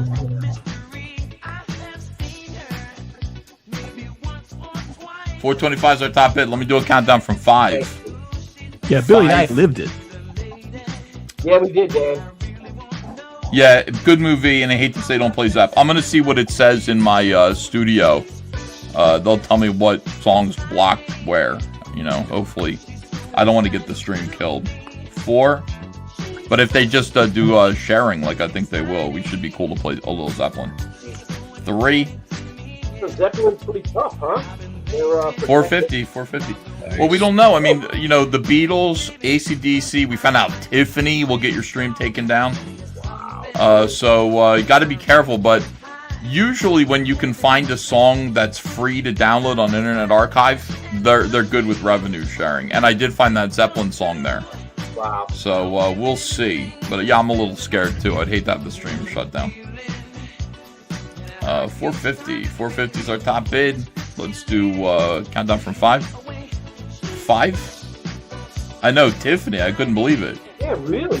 Yeah, blocked worldwide for I Think We're Alone Now. I was like, well, fuck you, bitch. Who didn't write that fucking song? That's 4? Tommy Ray and what Tommy James and the Shondells, right?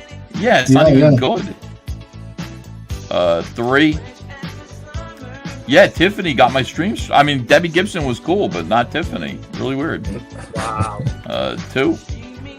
All right, here we go, guys. This is it. Thank you, Going once. Going twice. Going 3 times. I think that's good. Fair warning.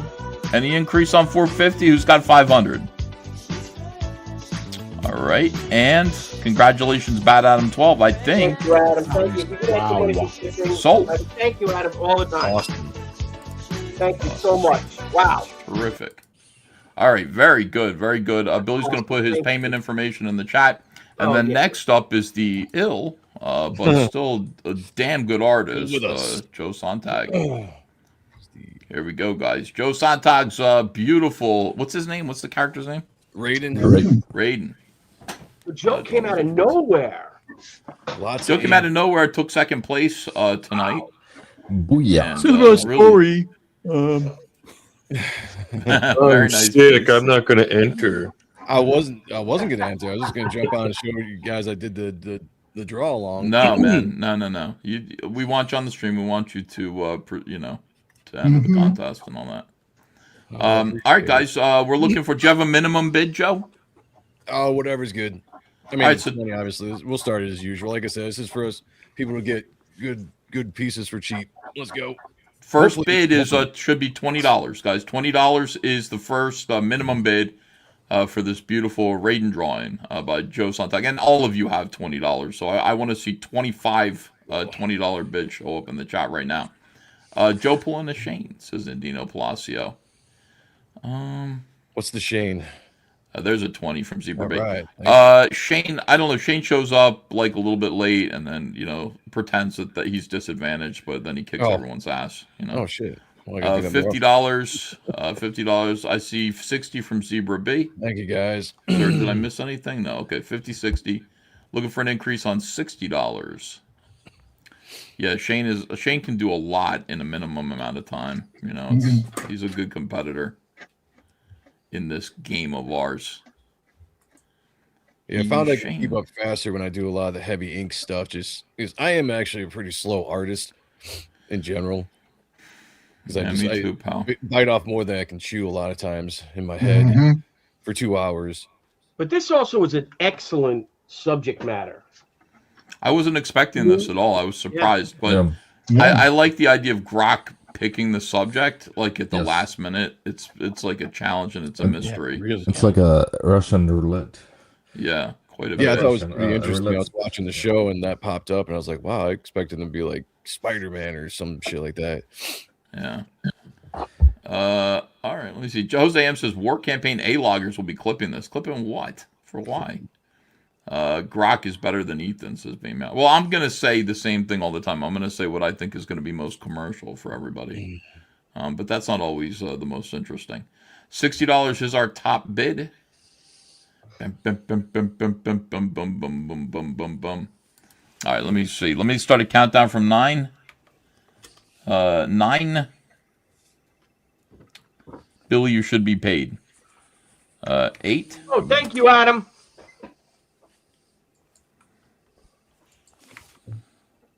7, looking for $70, $80, $100. 6. Adam's buying art. He's out there supporting Katie did show earlier this morning. Yes. I can get up early or just 5. I watch Katie's show, but I'm just not a morning streamer. You told me. 4. Bastille, what time is it over there? $70. Bastille, 6 a.m. Is when you say Dioraine, does that mean what time is it? Yeah, Dioraine. Dioraine. Dioraine. Ine exiora. The hour is 6. Oh, Jose M, answer me. Why do you think what would A-loggers be clipping this for? Let me see. $70. Looking for $80 or more? Yeah, an A-logger is people like the people who obsessively hate somebody. So people who obsessively hate me would be clipping this show. What did I do? I didn't do anything on this entire show. I've been excellent. Let me count down from 5. 5. 4.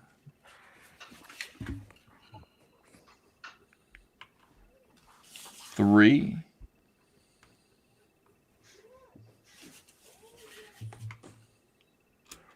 2. Going once. Going twice. $80. Oh, thank you. In your face. I like in the chat is Democrats hate me. You literally say in the chat you hate Democrats. Yeah. I don't hate Democrats. I just hate leftists. Right. Yeah, there's a big difference there.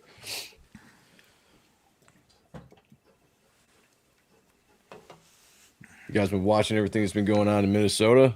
Shit's getting intense. Yes, indeed. All right, $80 is our top bid. Let's get this thing to 100. Come on, guys. Here we go. 5. Soon we'll be clipping the Smiller stuff. Oh, I don't care if they clip the Smiller stuff. Please. You must think that I'm really concerned that people think I like and respect Mike S. Miller. You're wrong. 3. 2. Going once. Going twice. $90 from a serious man. Thank you.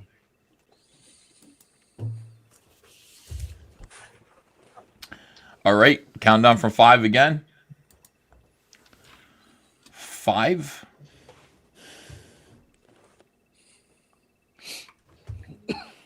4. 3.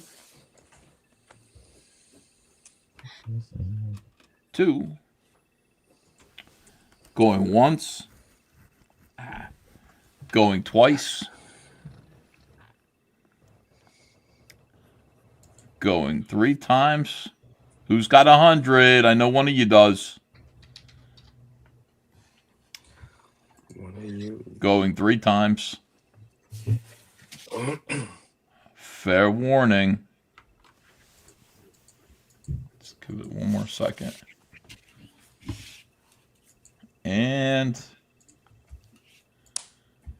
All right, sold to a serious man for 120. Oh!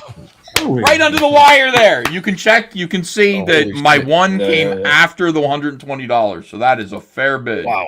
Nice. Valid. Beautiful. I got it. I got it. Yeah, like, come on, guys. Get those bids in quicker. All right. So we got 120 now. No, I wasn't too late. You can check the record there. It came in. My one came right after the 120 bid. Okay. Yeah, please try to be quicker. Like, I don't want to see Joe lose any money. Okay, here we go. Let me count down from 5 again. 5. Serious man taps out. 4. Corey got it. Says bat on him. 3. We'll see if Corey's got it. There might be another bidder here. 2. Going once. Going twice. Going 3 times. Fair warning. And I'm hitting sold. 1. Yep, sold. Sold to Corey Hogan. Thank you very much. Appreciate you all. Very good bidding there. Thank you, Very Corey. good. Okay. Joe is dying holding that up. I know. We make you hold up your artwork the whole time. Okay, my turn. Worth it. I hope people can see this. I drew Barack Obama, but it's not Barack Obama. This is my drawing of Barack. There, yeah. And it's on 11 by 14 paper. And the bidding should start at $20. $20. Please. His arms are buckling, says Fug Man. It's true. Holding this up. 60 confirmed from a serious man. Thank you, sir.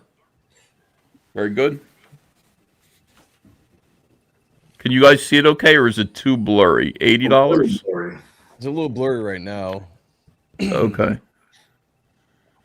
I wish I could scan it, but moving it closer a little bit, and holding it. Love the pose. Yeah. I like how you blacked out everything, just the teeth are showing. That's a cool. Yeah, that was a gradual decision, Joe. I went, okay, this is like building the lighting up until I was like, okay, we got $100 as our current bid.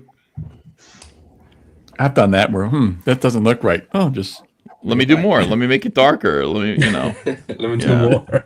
And then once I did that, like I, added all the blacks on the muscles and everything, and just went, yeah, it looks better this way. Yeah, the muscles came out great. Those really pop. Oh, thanks. 110 is our top bid. Eric Huffle says it's blurry, but we get the gist. Corey Hogan says, okay, give me a sec, PayPal. All right, so he'll take care of, want to make sure Joe gets paid. Yeah, no worries. Instead of scanning it, imagine if your camera wasn't 40p. Liberty Prime says, Baraka isn't quite that jacked, though. Should have shown his teeth more. I started with, there's another drawing on the back, by the way. It's a sketch. You can see him, like, actually punching someone's head off. Oh, yeah. But I went, I don't know. Half his face is teeth. Yeah, I know. And I was going to do a headshot like everybody was doing last week, but then I thought people would call me a poser. I thought people would say, you're a poser. You're just copying everybody from last week. 110 is our current bid. I'll do a countdown. Let me see. Ready? 9. 9. 9. 9. Am I muted? Can you hear me? You can hear me. Yeah. Okay. 8. 7. 6. 130 from Meteor Pegasus. Thank you. Appreciate it. We are halfway towards the neon sign. Halfway to the neon sign. People were asking. 130 is our top bid. Thank you. 150 from Jose M. Nice. No, I wanted to draw Baraka right away. As soon as I saw him, I went. I like the horror characters the best. You know, I like the scary guys. I like monsters. Yeah, You know, mine you were can always always tell who we're gonna draw. Like Billy is gonna draw the hot chick. You know. And I'm gonna draw the monster if I can. All right, let me see. Counting down from 5. 5.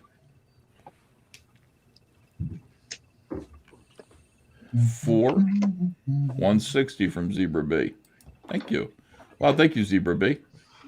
Yeah, I looked at Reptile and I went, I'm bored by him. I considered him because his name is Reptile, but I went, he's just a ninja guy. Yeah, just a green ninja. Yeah. Yeah. Serious Masters. These are all DC characters now. Yeah, because Warner Brothers owns them. Oh, damn. 170 from Meteor Pegasus. I think they did a Mortal Kombat for N64, and then they changed Reptile's design completely, and it was just awful. Yeah, it was the worst. It was like a bad alien abduction design. Yeah.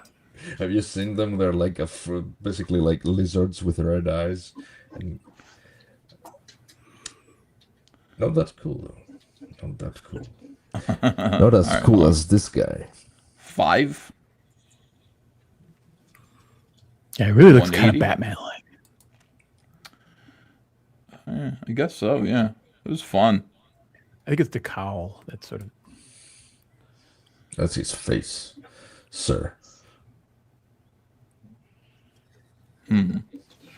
All right. Yeah, people are saying there's sound issues, but like I don't know. All right, counting down 5. Let's move on to Shane. Yeah. 200 for Meteor Pegasus. Wow, if we get to 250, I can't believe it. We'll be playing some rock music. Some of the rock and roll music that the kids all love. Go 5.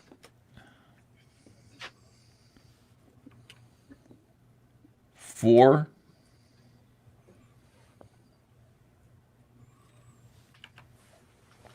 3.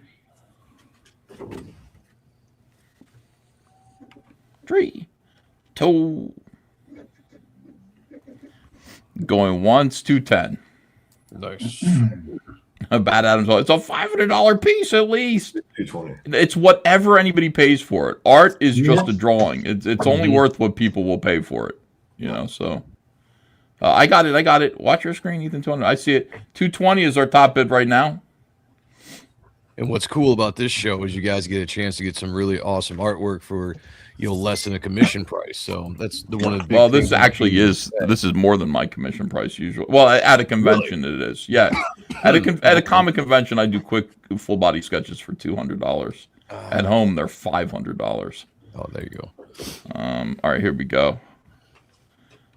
5. Fugman forces so many ass kissers. Fugman, what is wrong with you? You knock it off. 5. 230 confirmed. Thank you. Fugman's funny because he goes back and forth. I watch his chats, his messages. I love everybody in this chat so much. They're all they're here every night and they all behave kind of the same way that they always do, and they're just fun to perform with. Yeah, it's like you're in a bar. Elizabeth Lyons, love you too.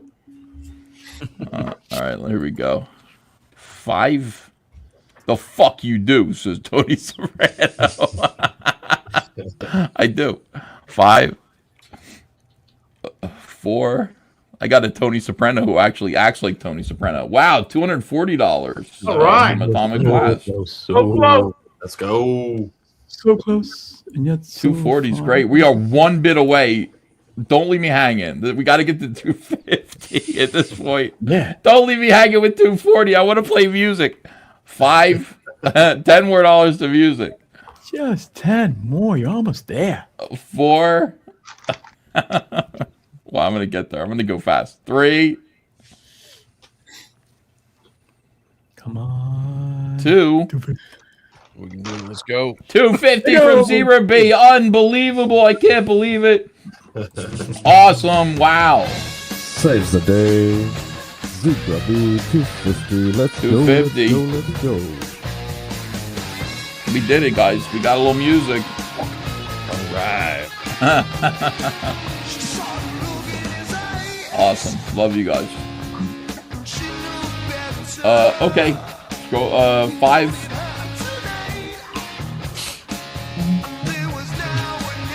4, 3,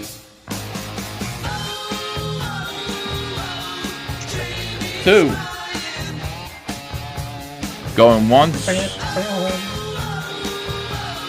Going twice. Going 3 times. Fair warning. And sold to Zebra B. Sold to Zebra B. Thank you, Zebra B. That's great. I appreciate it. Mari, let me see. Thank you. Evil One says, oh, what is this? Mods are bidding? Real fair. Evil One, what do you mean? Why does it make a difference if the mods are bidding? They don't have an advantage over anyone else. Here's my PayPal. Shane, are you ready? Yeah. Hang on, I'm trying to log in for something. Yeah, we can go. Okay. Wonderful. Here comes Shane Davis. Go, Shane. Let's go. All right. So I did a fatality piece, Scorpion. So we got. I think it's going to pick my. Hang on. Let me turn my lamp down. It's bleeding it out. It looked so good, like when you got votes. I think my ring lamp is making it hard. Yeah, it's a little bit better. There we go. So Scorpion fatality. I think it's Toasty. Is that right? Is that what it's called? Oh, sorry. Minimum of $200, or it goes on eBay. I'm sorry. I should have let. Yeah. Okay. I'm gonna ask that of everyone right away. Goes on eBay. Minimum 200. First bid should be $200 from Shane Davis. I'm in. Yeah, that's fair. Everybody should do that. Like, if you want a minimum bid, that is perfectly okay and understandable. Toasty, people are saying Toasty. That was the name of the fatality? Okay. All the way back from MK1, even in the movie, the original movie, they did it. So, got the little flames in the eyes there and holding the mask. Yeah, it's really great. And if we don't have any bids, I mean, we can start a countdown now. If we don't have a give it a second. Any bids, Shane. let me give it a second. First bid should be $200.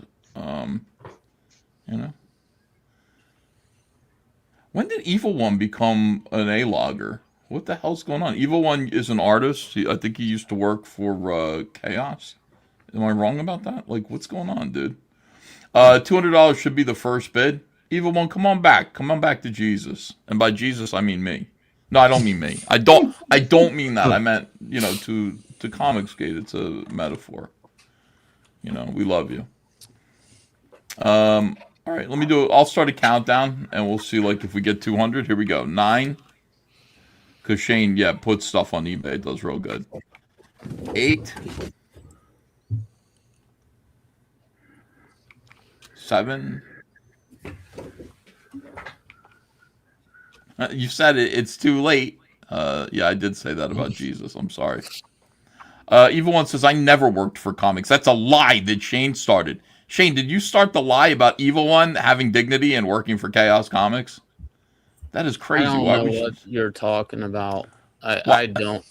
Let's focus on the countdown. I have an 8. I'm really wanting to go eat. So let's just work on the hungry. countdown, and then I'm going to. Yeah, but I ran 4 miles. I literally ran 4 4 miles. All right. 4. 4 miles. That's pretty impressive. 3.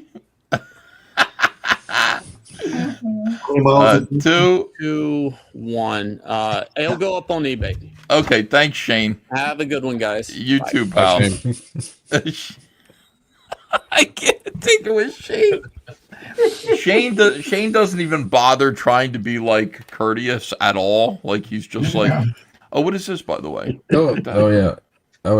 He's hungry. He's hangry. Yeah, he's hangry. I know. He warned us about that. But it's like, all right, listen, I've had enough of this. Like, no, like Shane is the only person who says things like that. It's crazy. It makes me laugh. That is fantastic. It is. Wow. Thank you. It's for I was looking through the stuff to find some stuff that I draw cars because I love drawing cars, man. Yeah, I can tell. Wow, that is it's like cool. And once you get your head around like the shapes, you can turn them around in your head. But yeah, it's irrelevant now. But these are some pages from 21. Very cool. Cars are Awesome. the biggest pain in the butts to draw, man. Because they're All right, not. here we go. They're We not got not a square, and not an oval. focus on Anthony Gonzalez Clark's awesome. Look at that booty on her. Great drawing. And the logo on the back. I do too. Good job. So, let me just check. Zebra Bee's asking if I got the payment. Let me see. Yep. Looks like I got it. Thank you. Thank you very much. Anthony, that is 25. banging, bro. Thank you, man. Thank you. Yeah. $25 our first bid. Oh, by the way, is it okay to start at a $25 bid, or you want to go for a minimum? No, that's great. That's fine. Yeah. Okay. I think that's the way to do it. I do. Just we'll see what happens here. $100 from Bad Adam 12. Wow. Nice. Boom. That jumped up quick. He's sexy. Looking for an increase on 100. 110 would be good. Anything like that? Let's see. Still laughing at Shane in my head. I swear to God, he makes me laugh. 100. We're looking for 110, 120, something like that. Somebody could jump us to 200 if they want to. That would be nice too. 110. You got it, Meteor Pegasus. Good job. Nice. Wow. Thank you, Pegasus. Let's get 120, 130, 150. Income favor says Shane ruined the whole show tonight. He did. I don't see what they're seeing. I'm not seeing that. Like, I was listening I'm not intently either. when he was talking about stuff. I mean, I'm fascinated by the whole Marvel history, what's going on there. I don't know. I love that inside information, man. Yeah, Shane has man. good insight. He's got a lot to say. Yeah. A lot to say about this stuff. And that's what I like about his videos, his short videos too. They're really packed with good, solid information, things I want to hear about and learn. Seems to be in the know. Corey Hogan would like who's PayPal? Was it mine? Yeah, I'll get that to you, yeah, Corey. Joe. Hold on a second. Yeah. I'd like to thank Bad Adam too. Thanks, Bad Adam 12 for Billy. Appreciate it. Yeah, 150 is our top bid. Looking for 160 or more. Replay the whole show and read the chat, says ink on paper. Okay, maybe I'll do that. Were you guys complaining the whole time? Like, we don't know what you guys are saying because we're focused on our drawings at that point. My head was down. Usually I read the chat, pretty intently. But yeah, it's hard to do that when you're drawing. Yeah, I see. Hey, chat, Mariah Carey has been called a diva, and I've seen it, but she earned that. Shane is also a diva, and somewhat earned it. Divas happen. Beanpad is mad that he missed bidding on Billy's piece. I understand. Yeah, that was really nice. Yeah, got to get here on time. 150 is our top bid. Do we have 160, 175? Yeah, I'm not a diva. I'm a Devo. We are Devo. All right, ladies like Billy. LL Billy Tucci. Ladies love. 9, 8. Let's get an increase on 150 for Anthony Gonzalez Clark's beautiful. Look how beautiful that is. That's a great face. It's fantastic. 7. He's also got another great part that's beautifully drawn. Yeah, look at that. that is 6. a nice boob. And nice side boob. That is a fact. 5. Shane is in the chat now. 4. Shane is supposed to be eating. Oh, he probably is eating. 4. 3. He's feeling better. He's feeling better now. Shane, if you feel better, you get your sugar back up. You want to come in here. 2. Going once. Going twice. 160. 160. Got it. Miguel, welcome. Right. Miguel comes in a little late, but he comes in like a hero, man. He's awesome. Miguel. Shane could do one of those Snickers bars commercials, where he's really upset and then he has a Snickers. Then Evil One He's for happy. $5 says, "We're all these CG posers when Aaron Lopresti does his auctions. Just EVS sycophants here. Still love EVS, but just calling these folks out. Yeah, it's really important that you criticize my fans for not also being Aaron Lopresti fans. That makes perfect sense, Evil One. Yeah. You know, I mean, you understand. It's like we're different artists. Why isn't Aaron in here? That's a good question. Yeah, Love he to could, have be, Aaron he here. could be right here selling stuff. Just calling these people out. They have an obligation to also be another artist fan.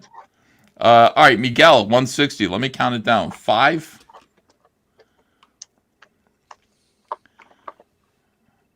4. Look at the line work, guys. That's awesome. Ink wash. 3. It really is perfect. That face is really cute too. I like her teeth. I like how she has big front teeth. Yep. 2. It's lips. Going once. Going twice. Going 3 times. Fair warning. And all right, sold to Miguel. Congratulations, All right. Miguel. All right. Really a beautiful drawing. Cool. Thanks, Miguel. And a good owner, a good art collector. Appreciate you. Perfect ass and tits, says Beowulf. I agree. Vasilis, you are up. Am Let's I? go. Yeah. Well, that's cool. Are you good? All right. Yeah. Are you? Do you have a minimum? No. Okay. Let's roll with it. Vasilis Lolos, and that is a what's the character's name? Sub-Zero. Sub-Zero from Mortal Kombat, and a frozen skull. Hell yeah. Let's see. Opening bid should be, minimum opening bid $20. Good dragon silhouette too.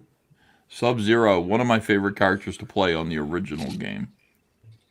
I liked him a lot, and Scorpion too was cool. Yeah, the ninjas were always my favorite until Baraka came in Yeah, the second he game. was a better player, and he had like that horror element. Got a $50 first bid. Yeah.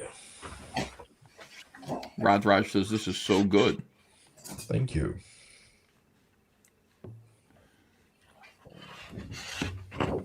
$60 from Meteor Pegasus. Ninjas all day, says Darth Gutierrez. 75 from You Can Call Me V. Nice.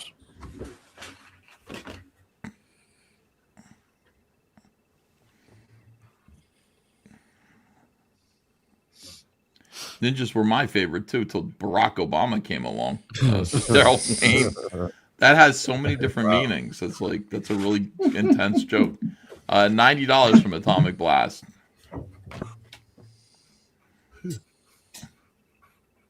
Oh says, "Whoa, that is so cool." Thank you.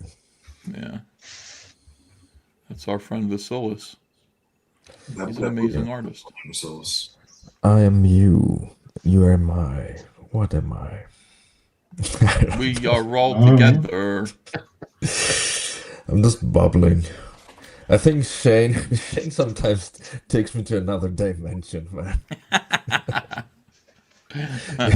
There was another time I had like an out-of-body experience. He makes me laugh. I don't know, man. He makes me laugh so hard. He is so fun. Yes. Andina Palacio says, Mandy was right about Shane. Truly the a-hole of our time. $100 confirmed from You Can Call Me V. Thank you. Thank you. Oh, my God. Seriously, my head is empty right now. He is Eeyore in a lot of ways, you know. He's lovable, but he's a little bit of a downer sometimes, you know. Yeah, but then he's high energy through the roof. Yeah, when he goes, wow, you know. Yeah. So he's kind of bipolar a little bit, actually. Well, I think he puts on that personality to push back his other personality. Like, it's not that he's bipolar. He's not actually feeling the wow. Okay. He's happy, but he's going. His natural state is to be kind of like a realist, bordering on pessimist about things. And yeah, his other persona is like a put on. Rathrash says, wait, how do we know some of you didn't draw Shang Tsung? He can become any character. We could have. Good point. Yeah, Bad M12 says Shane's catchphrase is "We'll never make it. We'll all be killed." And that's Oh man. Well, I love it. One way to look at it. Yeah. Yeah, he's just. Regardless, he keeps going. He keeps producing, he keeps writing and drawing. So. Well, whatever he's doing is working. The books are coming out. The books are great. His partnership with Yancey is to be admired. It's like I really think his partnership in marriage is one to sort of look at with admiration, and that's an important thing about a man. Being able to be in a good relationship with his wife. Which also, friends. by the way, if I may add, one thing that pisses off the SJWs, the vocal ones, is like having a stable relationship and being in a marriage even. Yeah. Like people were getting mad at me for like getting married like years ago. People in comics, I'm like, why are you getting mad at me, man? Yeah. But it's also like if you're like for lack of a better word, I guess like a family man, like it's very annoying to them that like somebody has stability. Yeah, I think you're right. 110. Wow, look at that. I was about to start the countdown. 110 from Atomic Blast. Show the Yanzi video again, says Kako Damon. Yeah, I had Shane and Yanzi on the live stream last night, and we're talking about AI. And I said, yeah, you can like take a picture of any of the people that are like on the Twitter, and you can have them get in bikinis. And I said, Yanzi, I'm going to take a picture of you and get you in a bikini. And she was interested. She was very interested in that. And finally, Shane gave his consent. So we did a grok of this picture of Yanzi in cosplay, like with a gun and everything, like the most sexy picture of Yanzi in the world. And then, she got in her bikini. Yanzi loved it. Shane was nice. Yeah. My lighting here sucks. Yeah, I think women will love that stuff because it can make them look really good. And the Yeah, guys it's don't kind of care. like, look at me. All right. Yeah. Yeah. It's And always the guys don't flattering. care. No, we don't care. Well, I think Shane kind of does care. It's like, I'm going to put your wife in a bikini, Shane. And it's like. No, I'm saying we don't care that it's fake. Like, Oh, yeah. Yeah. I'm gonna put your wife in a bikini, man. Ooh, what you gonna do about it? Put Ethan in a corset and call him Liberace. I already did that. I did that today for my Somalian kids drawing class. I'm dressed in lavish like Liberace gear and teaching poor black kids in Somalia how to draw Somalia. It's really inappropriate. Very kind. No, kind. Thulu says Ethan is literally the worst friend. I think I'm the best friend. I really am a good friend. But yes, I will. If you're on my show, we will make you uncomfortable a little bit. And people do that to me too. All right, let's do a countdown from 9.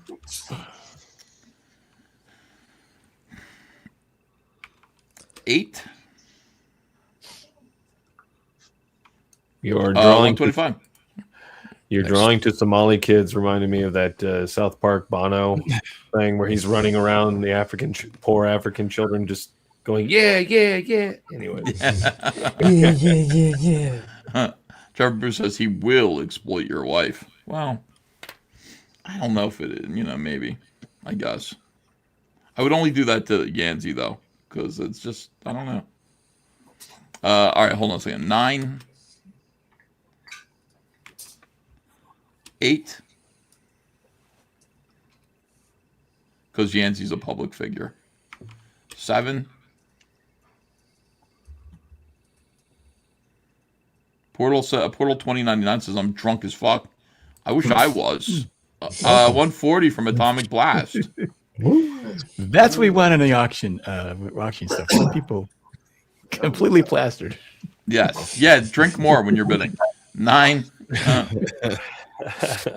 8. You can afford it. 7. 6. Yeah, Yanzi's hilarious. 5. 4. 3. Fuck, marry, kill. All of them are Shane. Oh, well, that makes it easy. 2. Going once. Going twice. Going 3 times. Fair warning. And sold to Atomic Blast for 140. Yeah, sold. All right, congratulations. Nice. Thank you so much. Thank you. Next up is Bosch. There you are. Bosch Fawson, ladies and gentlemen. Awesome. I love how clean your drawings look, man. Every week it's just another perfectly professional, awesome, exciting Jack Kirby-ish. I appreciate it. Bit of excitement. Blast of sunshine. Yep. Shooting noodles. Do you have a minimum bid? No, whatever bids, you know. Okay, $20 should be the minimum bid, guys. And Dino Palacio says, for the Fans Fest, Shane's going to throw a fit and go to his room. Bosch, are you going to come to For the Fans Fest? I'd love to. Good. Yeah. Yeah, I hope everybody does. Billy, are you going to be there? Yeah. Oh, Billy's not. Oh, Billy, okay. He says, yeah. All right, looking for our first bid. First bid should be $20 or higher. Everybody right now is complimenting it, talking about his incredible brush technique, and calling it actually a blast of ice. Well, that's good too, especially in this beautiful winter season, where we're still getting snow. We got snow again. It's freaking cold here, I'll tell you that, man. 25 from Gamer Dude. Thanks, Gamer Dude. Ethan, what level of GROK do you subscribe to? The $30 a month one, which I might quit pretty soon because I mean I was using it a lot to make my Lee Harvey Oswald videos. I haven't had time to add anything to Lee Harvey Oswald. Sup guys? Why are you mentioning me? Yanzi says we were talking about yesterday with the bikini stream. And that wasn't Yanzi. That was Shane. That's Shane saying that. Yanzi is not on the computer. Ethan, is there a target date for that convention? Like October, I think. But no definite date, actual date. Okay. Yeah. Not yet. Yancy, don't let Shane get you mad. Like, Shane's probably like, listen, they're talking about you now. Don't let him get you paranoid. We're reviewing yesterday's show, and the fans are asking about it. It's not a big deal. And Shane is out there trying to get Yancy paranoid. Shame on you. Shane on you. $25 is our first bid. Looking for an increase on $25. But we definitely got to get Shane and Yanzi up to the For the Fans contest. Oh my God, it's gonna be phenomenal. It'll be so much fun. I just want to drink with everybody. I want to smoke cigars with everybody. I want to eat big steak dinners with you all. Oh, yes. You know, with seafood maybe. A little seafood. I just love COMICSGATE. Like a surf and turf, where you get the shrimp before, a little shrimp cocktail. Yeah. Remember that? Like we got the big seafood platter. That giant seafood platter. It's awesome. I'm so hungry now. I'll tell you, last year I had a great time at Garden State, man. It was a blast. I just really enjoyed meeting everybody and the fans too. All these fans that some you see in the chat, and it's just great. I love it. It's a community. You know what I mean? It's freaking awesome. It's like a fellowship with the fans because them because we're in contact with them. We interact with them all year, so it's a lot of fun, man. It's like a big giant family reunion. Yeah. Evil One comes in with $5 and goes, figures you only respect me when you thought I was an artist in comics, Ethan. Your chat is so mean and nasty. Reconsidering being a part of any group. Heartbreak. Sad face emoji. What are you talking about? I didn't offer you respect either way, except to say, whatever, come on back and be in COMICSGATE. It wasn't conditional on you being an artist. I said, aren't you this? And then nothing changed when you said you weren't, and that Shane made it up, according to you. It was weird, but I'll live. Yanzi says, Yanzi, according to Shane. It was and then somebody's like, shut up, Yanzi. It was pretty. Somebody said, shut up, Yanzi. Jeez. Oh man! Stop, Sir Angus Fungus. How dare you? You don't talk to Yancy that way. All right, looking for an increase on $25 for the incredible Bosch Foston's beautiful piece of Mortal Kombat 2 artwork. Yeah, I mean, looking for $35 or more. Headless Bourgeoisie says mean and nasty. Are you guys being mean to Evil One in the chat? I haven't seen anything like that. Doc Brewski says Yancey's better than Shane.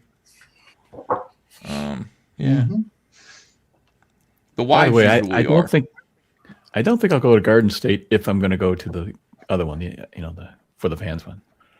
Why go to both? I guess I could. You don't. Where how far away are you? I'm like 8.5 hours. It's a bit of a trek. Oh, I see. Okay. Evil One says every super chat I sent has had trolls. Well, that's typical, but everybody loves you, Evil One. You just be a part of the crew. 35 looking for an increase on 35. How about 50? Bad Adam says F them if they can't take a joke. Well, I don't know if it's F them exactly. We want to be nice to people. But yeah, Eric Huffle says trolling is how we show love, and that is 100% correct. We don't if you're a newbie around here, nobody trolled Bosch. Nobody trolls the new guys when I don't think anybody's been mean to Joe yet. Nope. Because they're still kind of new. But I mean, eventually, yeah, you're gonna get your balls busted, and that's when you're officially really, really in with the family. When people are not afraid of hurting your feelings, and because we love you. That's the whole thing. Shane, obviously. Remember to get Shane a seafood platter. He loves them. According to PTP. Oh, I forgot about that. Shane's allergic to lobster and shrimp. So we can't feed him seafood. Thank you, Beowulf. I won't keep you guys too long here. Maybe so. Maybe just want to move on. I guess do the countdown. Okay, let's do a countdown. Here we go. 9, 8. Shane's hazing period hasn't finished yet. No, it has though. It's just settled into the way people normally react to Shane. Being online is a little bit like being in a dunking booth. Everybody says the same shit to me every day. You're fat, you're gay, over and over and over again. And it is what it is. It's not oh no, everybody's mean to me. You just people, the familiarity of it. Yeah. In this, makes people feel better. Why would I want to go to a con? You're just going to come up to me and tell me I'm fat. Yeah, that's true. I know. 5. It's a ritual. You know what I mean? Yeah. 4. Yeah. 3. 2. Going once. Going twice. 45 from Miguel. Counting down from 5. 5.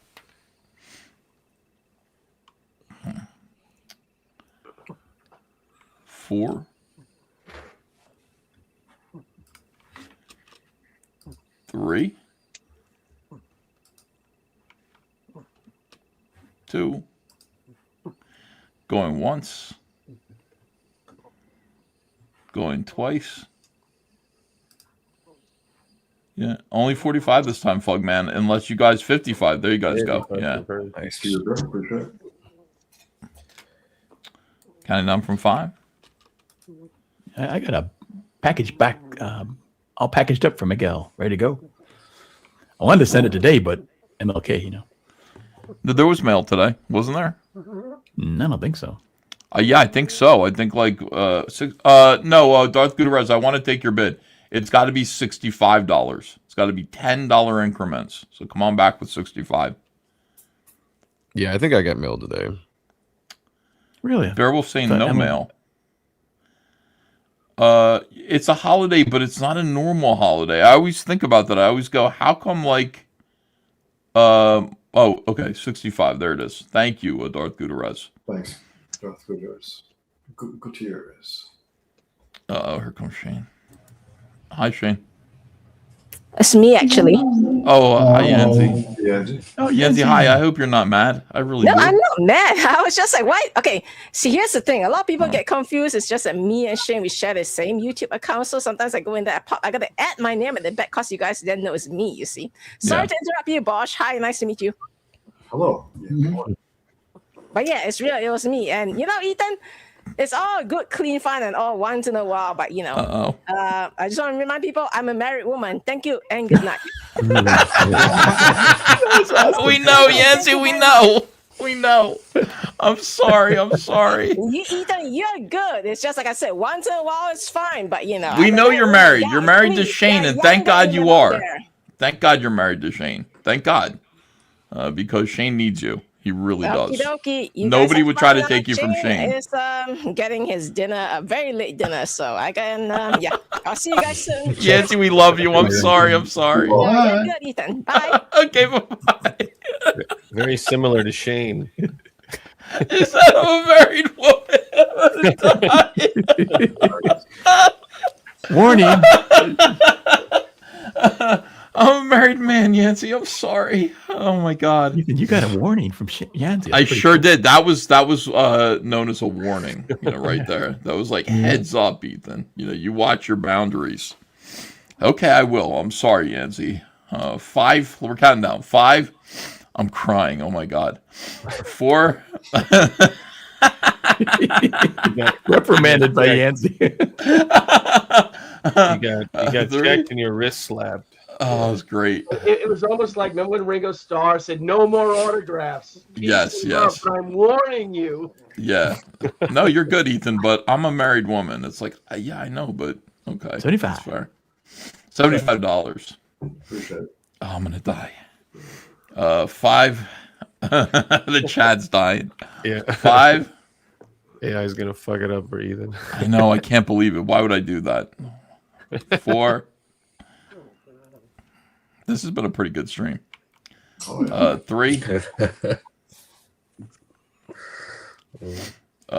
2. Going once. Ethan Van Creeper. Going twice. Absolutely. Going 3 times. Fair warning. And sold to Miguel for $75. Thank you, Miguel. Nice. All right, let me see. Who do we got next? We got Peter Gilmore. Peter Gilmore. Not selling this one. Need to finish it. Okay, that's fair. You can tell me. You can take a look. I have been working more on it, but Oh, cool. Oh yeah. I want to get the background and all the stuff done. It's coming together, man. Yeah. Well, yeah, finish it up. You can probably make more money on it. Yeah. Cool. Dan Lawless, how are you doing? Okay, there it is. Whoa, the last place entry, but I still think it's a pretty good drawing, actually. I do too. I love it. Yeah, looks cool. Yeah. All right. So, do you have a minimum bid? I guess $75. $75. Yeah, it's a pretty. I mean, it's a pretty good drawing. I am never, ever, ever joking like that with Yancy ever again. Oh my God. She was like, nope. She's like, it's cool. You got away with it once. You're not doing it again. I was like, oh my God. Okay. $80. There we go from a serious man. Wait, was there a bid up above? Just above the minimum bid was $75. Oh, $100. I'm sorry. Yeah. Bad Adams got there. Bad Adam. Thank you. Yeah. Thank you for that. Nice. Is this reading right? Because it looks backwards to me. No, it's the that's right. Okay. That's correct. Yeah. I don't know why it looks backwards to me on my StreamYards. Come on back, a serious man. Come on back with 110. Let me see if I can bring it in pretty close. She's pretty. Purdy. Yeah. I think mine, honestly, I think it's okay, but it didn't read well. When you pull it back, it just doesn't read, I love it. I think it's beautiful. I like her, she looks bouncy. Like, her legs look real strong. Like, she's a good jumper and kicker. You know what I mean? That's what I felt like when I saw that character. I just thought, okay, this girl is, she can throw a punch, Yeah. as far There's punch as a girl can bit throw. of the Frank Cho about it, I think. A little bit of Frank Cho. Yeah. Very French show. Well, I think that it looks like A lot of Dan's drawings look like Frank Cho's stuff, you know. The girls. Yeah. And you did add ink this time, Dan. Well, I added ink to the black areas, but the line work is still mostly pencil. So, Right. Looking for an increase on $100, 110 or better. And Dino Palacio says Dan likes muscular women. well, actually, I like fit women. There's nothing wrong with that. But not muscular. Not like, you know. You like your women to be able to bench press, 150, 200 pounds. You. That's all good. Yeah, that was like the balancing act in like fit and muscular when I was drawing anatomic. So like you'll see like she's like thick legs and like broad shoulders kind of in a way, but yeah. And then this is like that's when I was drawing my Sonya right now, I did that with the legs. Muscle. Yeah. Comic Muscle says, I will say Dan's work is better than Frank Cho. And if he thinks otherwise, bring it to the Kings. Anyone who thinks otherwise should bring it to the Kings draw stream. Yeah. I like it. I'll take it.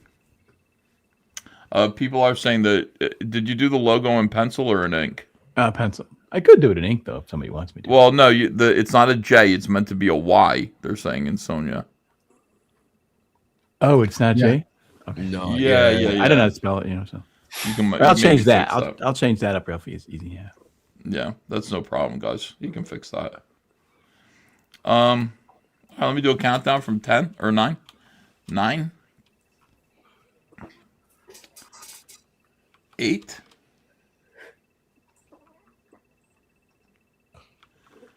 7. Those legs look so good. They're so well drawn. Thanks, man. 6. Are you going to color it later? I don't think so, but I guess No. I could. Oh, I could it's talk to scanned. Adam about it if he wants me to give it a color treatment. I could do that. Okay. 5. This is adorable.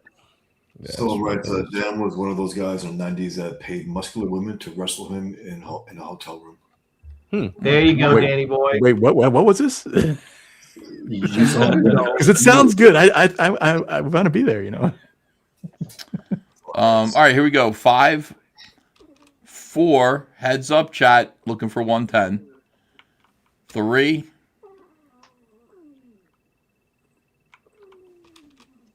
2. Is that my stomach growling? Is that a growl? Go get something to eat. Yeah. Going once. Is it me? I do have a dog. Yeah, it's your dog. Oh, there you go. Okay. Going once. Going twice. Going 3 times. Fair warning. And sold the Bad Adam 12. Congratulations. Nice. Thank you, Adam. Wow, I appreciate everybody tonight. Thank you. You guys are the best. Everyone. Thank you, Ethan. Yeah, absolutely. Just make sure that Dan puts his payment. Oh, you probably have everybody has Yeah, your he probably payment knows info it already, but I'll put it in there anyways. Yeah. You guys are the best. Thank you so much. We'll see you again next Monday, and we will figure out what we're going to be drawing at that time, because I don't know. Like, from now on, it is all up to GROK. It's going to be last minute. All right. So it's going to keep us on our toes. So we thank you guys. See you then. Have a great, terrific night. Thanks everyone who voted for me. You guys. All right. Goodbye, everyone.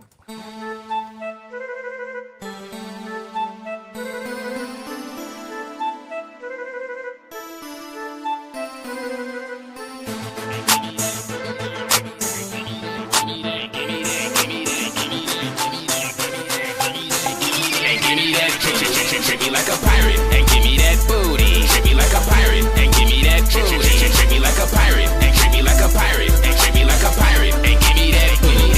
Ha ha, yo ahoy matey, I see a cutie.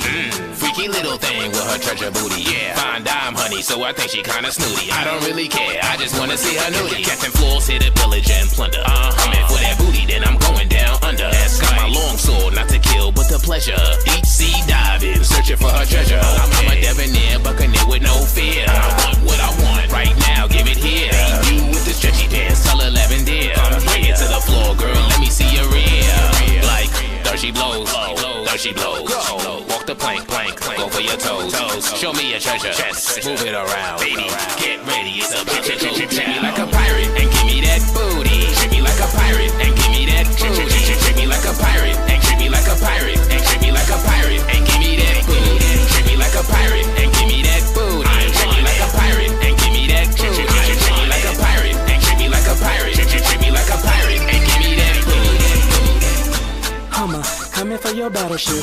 And when I bomb it, I'ma make the whole thing flip. And when I sink it, I'm gonna thank her. She's my first mate, packing hard on my anchor. I'm a pirate, but slaying is my game of trade. I'm in the deep sea searching for a mermaid. And when I find her, she's gonna be my cannon. And we're gonna battle till I am the last one standing. Now are you ready to be my little lady? I don't like using swords cause I'm thick like I'm a shady. I don't wanna get you seasick, so you need to keep it steady. When my missiles hit, you gonna change your name to one I daddy. Hey, there she blows, there she blows. Walk the plank, hey, go grab her toes. Show me your treasure, let me smack your barrel. I wanna feel your juices seeping through my bones. Treat me like a pirate and give me that booty. Treat me like a pirate and give me that booty. Treat me like a pirate and treat me like a pirate and treat me like a pirate and give me that booty. Treat me like a pirate and give me that booty. Treat me like a pirate and give me that booty. Treat me like a pirate, like a pirate. Treat me like a pirate and give me that booty. Call me what you, I found that map. X marks the spot to the thing, that's a fact. Cause once I find that treasure, your booty I'ma measure. Then we set sail to my bag, call me clever. Now tell me how you living, my future misgivings. Her thighs so thick, she kicks mules for a living. See I rap and I sing for my team, Michael Bivins. Never trusting a booty or a smile, that's a given. I sail the 7 seas because I never stop her. That treasure's so big it fits in Davy Jones' locker. When you board my ship, I got a no-hand salute. I hope you don't mind, I'm in my birthday suit. Now she blows, now she blows. Walk the plank, touch your toes. Show me your treasure. You do whatever. Only you can do it better. Just treat me like a pirate and give me that booty. Treat me like a pirate and give me that booty. Treat me like a pirate and treat me like a pirate and treat me like a pirate and give me that booty. Treat me like a pirate and